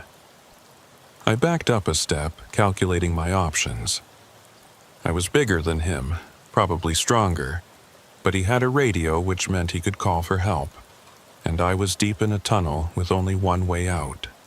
Fighting wasn't smart, running wasn't smart, but giving up the only evidence I had wasn't smart either. "I can't do that," I said. He raised the radio to his mouth, pressed the button. "Got a situation in Section 4, need backup." The response came immediately, a voice crackling through static. "Copy. 5 minutes out." 5 minutes. I had 5 minutes to get out of this tunnel and back to my rig before this got a lot worse. I made a decision. I turned and ran. Behind me, I heard him shout. Heard footsteps following, but I had a head start and I was motivated. I ran through the tunnel, flashlight beam bouncing wildly, my boots pounding on the broken pavement. I passed the derailed cars, past the containers in the niches, ran like my life depended on it, because maybe it did. I burst out of the tunnel entrance and sprinted to my rig, climbed in, fired up the engine, and threw it into gear. As I pulled away, I saw headlights in the tunnel behind me, vehicles approaching fast. I didn't wait to see who it was. I just drove, pushing the rig harder than I should have on that rough dirt road, desperate to reach the main highway. After what felt like forever, but was probably only a few minutes, I saw pavement. Real pavement, marked lanes, a proper road. I merged onto it and headed north, away from the tunnel, away from whatever I'd stumbled into. My hands were shaking on the wheel, my heart hammering in my chest, but I kept driving. I found Route 22 exactly where Obadiah had said it would be, took the on-ramp, and headed east toward Harrisburg. As the miles passed and no one appeared in my mirrors, I started to relax slightly. I'd gotten out, I'd gotten away. And I still had the phone with the photos. But I knew this wasn't over. Someone had set up a fake detour to funnel people into those tunnels. Someone was using a sealed accident site for illegal activity, and someone had just threatened me for discovering it. I needed to report this, but I needed to be smart about how I did it. I pulled off at the next rest area, parked under the lights where there were other trucks and plenty of visibility, and called 911. When the dispatcher answered, I asked for the state police and was transferred. An officer came on the line, identified himself as Trooper Hollis, and asked what my emergency was. I told him everything: the detour signs that shouldn't have been there, the tunnel network, the old train accident site, the people using it for smuggling, the confrontation. When I finished, there was a long pause. "Sir, where are you right now?" "Rest area on Route 22, about 40 miles west of Harrisburg. Stay there. I'm dispatching someone to take your statement. Don't leave. Don't talk to anyone else, understood?" Understood. I sat in my rig, engine off, watching the parking lot. About 20 minutes later, a state police cruiser pulled in and parked near me. An officer got out, a woman, maybe in her late 30s, with sharp eyes and a no-nonsense demeanor. She walked over to my window and I rolled it down. "Lyle Mercer?" "That's me." "Deputy Hester Duvall. I'm with the State Police Criminal Investigation Unit. Trooper Hollis forwarded your call to me. Can you step out of the vehicle?" I climbed down and she led me to a picnic table near the rest area building. We sat down and she pulled out a notebook and the recorder. "I'm going to record this conversation. Do you consent?" "Yes." She started the recorder, noted the date and time, and then looked at me. "Tell me everything." I went through it again, more slowly this time, with more detail. She took notes, asked clarifying questions, and when I mentioned the photos, she asked to see them. I handed her my phone, and she scrolled through the images, her expression growing more serious with each one. "These containers," she said, pointing at one of the photos. "Did you get close enough to see what was in them?" "No, most were sealed, but the hazard symbols suggest chemicals, maybe industrial waste. And these crates in the niche, the ones on the pallets? Sealed too, but there were documents on the table. Looked like shipping logs or transfer records." She zoomed in on the photo of the documents. "Can you read any of this?" Some of it mentioned shipments, transfers, payments. Looked like records of illegal transactions. She nodded, made more notes. "And the man who confronted you. Can you describe him?" I gave her the best description I could. Height, build, approximate age, clothing. She wrote it all down, then looked up at me. Mr. Mercer, what you've stumbled into is potentially a major criminal operation. Using sealed infrastructure for smuggling is not uncommon, but it's usually small scale. What you're describing sounds organized, well-funded, and dangerous. These people don't like witnesses. I figured that out when he tried to take my phone. You did the right thing calling us, but I need you to understand something. This investigation is going to take time. We'll need to verify your account, obtain warrants, coordinate with multiple agencies. In the meantime, you need to be careful. Don't talk about this with anyone. Don't post those photos online. And if you see anything suspicious, anyone following you, you call me immediately. She handed me a business card. You think they'll come after me? I think they're going to want to know who you are and what you saw. Whether they act on that depends on how much risk you represent to their operation. But we'll be monitoring the situation, and we'll have patrols in areas where you're likely to be. That's not exactly reassuring. It's the best I can offer right now. Make your delivery, go about your normal work, and stay alert. I'll be in touch as soon as we have more information. She copied the photos from my phone to her own device, gave me back my phone, and told me I was free to go. I climbed back into my rig and sat there for a while trying to process everything. I'd done the right thing. I'd reported what I'd seen, provided evidence, cooperated with law enforcement. But I didn't feel safe. I felt exposed. I made the delivery to Harrisburg around 3 in the morning, unloaded the industrial equipment, collected my paperwork, and found a truck stop to rest. I didn't sleep well. Every sound outside made me alert. Every vehicle that parked near me made me check the mirrors. But nothing happened. No confrontations, no threats, no visits in the night. Over the next few days, I tried to return to my normal routine.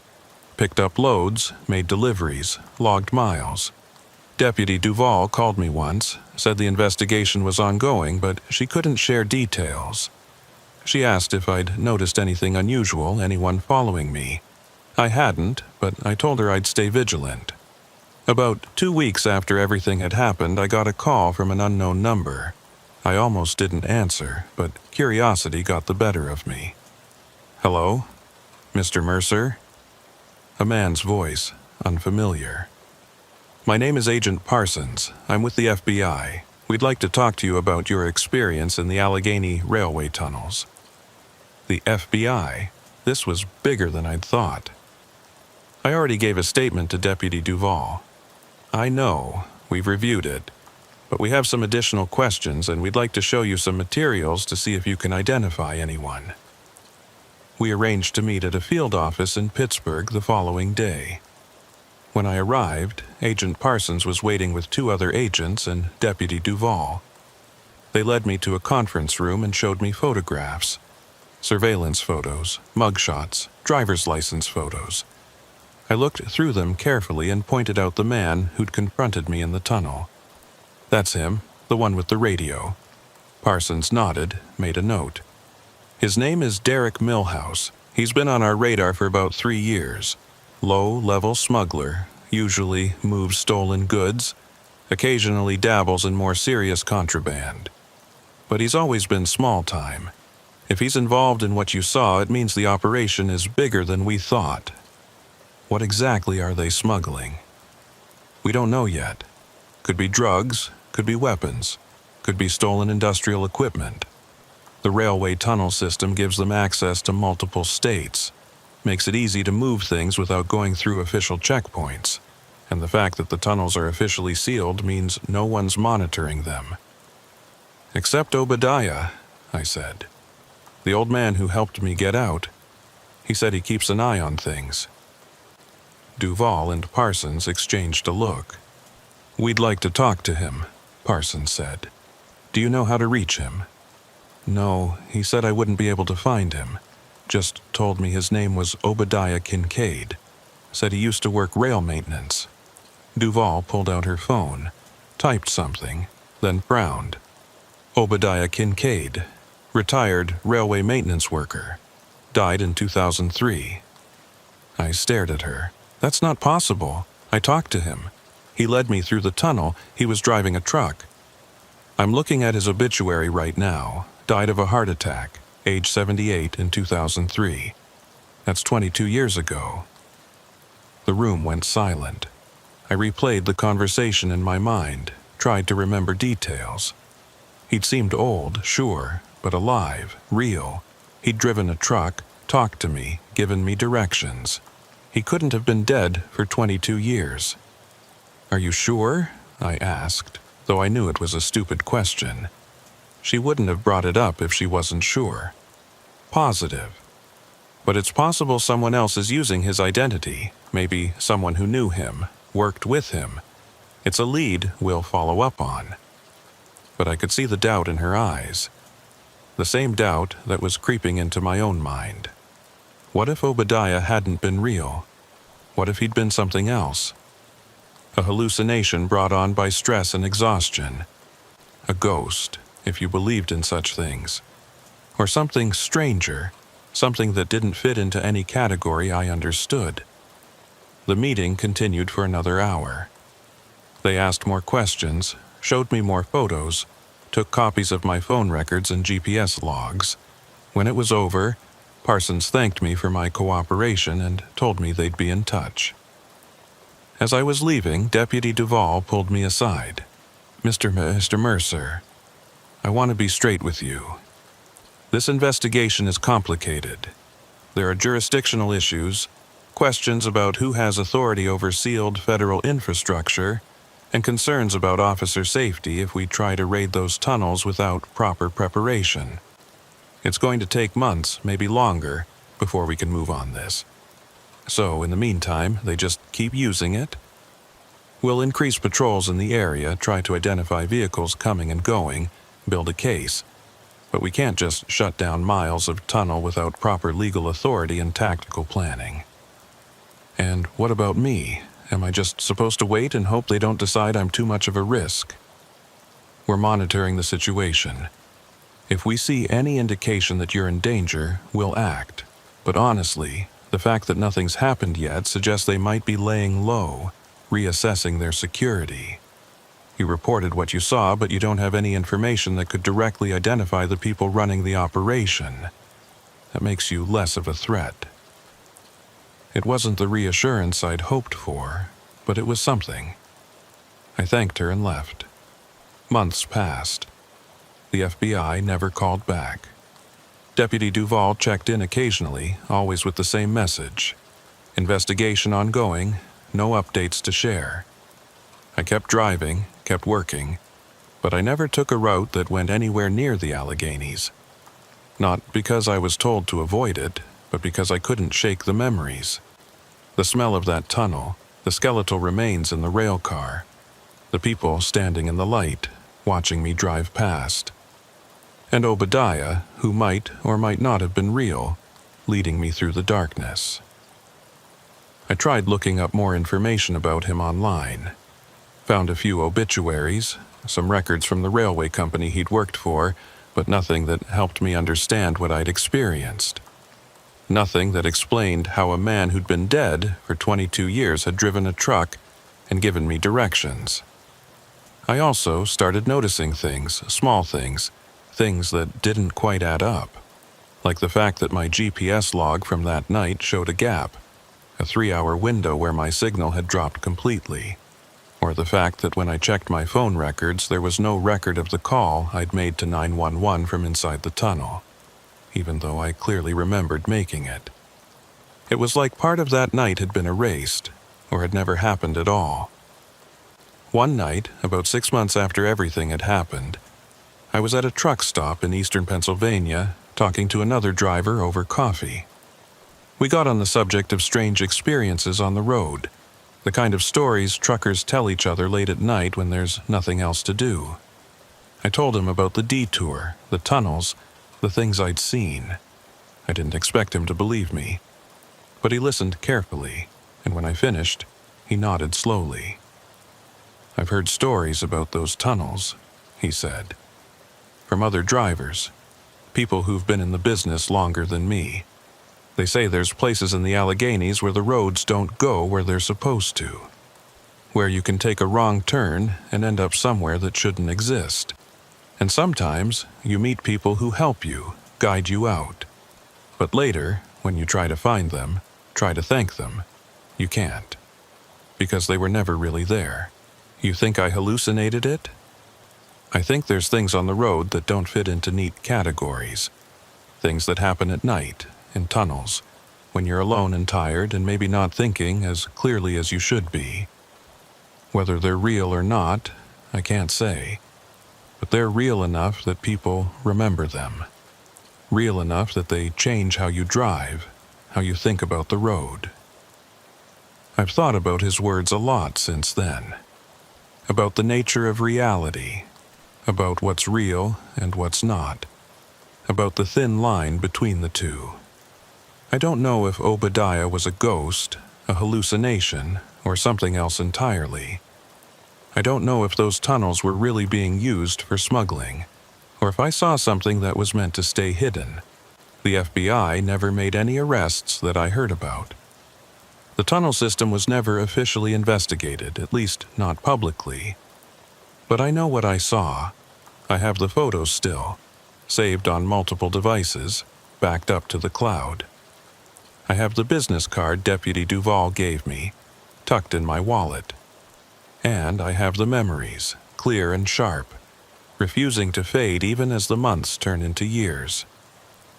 I still drive trucks, still haul freight across Pennsylvania and beyond. But I'm more careful now about which routes I take, which detours I follow. When I see signs directing me off the main highway, I look for official markings, for state logos, for anything that confirms they're legitimate. And if I can't find that confirmation, I keep driving, even if it means adding hours to my route. Because I learned something that night in the Allegheny tunnels. I learned that not every road leads where it's supposed to, that not every passage is what it appears to be, and that sometimes the people who help you might not be people at all. I haven't been back to those tunnels, haven't tried to find that dirt road where Obadiah dropped me off, haven't looked for the entrance to the old bore. Part of me wants to go back with proper equipment and witnesses and document everything. But a bigger part of me knows that's a mistake. Whatever is in those tunnels, whether it's criminal activity or something stranger, it's been there a long time, and it will probably be there long after I'm gone. Sometimes, late at night when I'm parked at a rest stop, I think about the detour signs, the ones that led me into the tunnels, the ones that Deputy Duval said didn't exist. I wonder if they're still there, waiting for the next driver who's running behind schedule, who's tired and not paying close attention, who's willing to follow arrows into the dark. And I wonder if Obadiah is still down there too, in his old pickup truck with the rusted bed and the single working headlight. Still keeping an eye on things. Still helping lost drivers find their way out. Still existing in that strange space between what's real and what shouldn't be possible. The road has its secrets. The tunnels have theirs. And some questions, I've learned, are better left unanswered. But I keep that business card in my wallet. And every few months I send Deputy Duval a text, just checking in, just reminding her that I'm still out here, still driving, still watching. She always responds the same way. Investigation ongoing. Stay safe. And I do. I stay safe. I stay alert. And I stay away from detours that lead into darkness. Because some roads, once you've been down them, you can never really leave behind.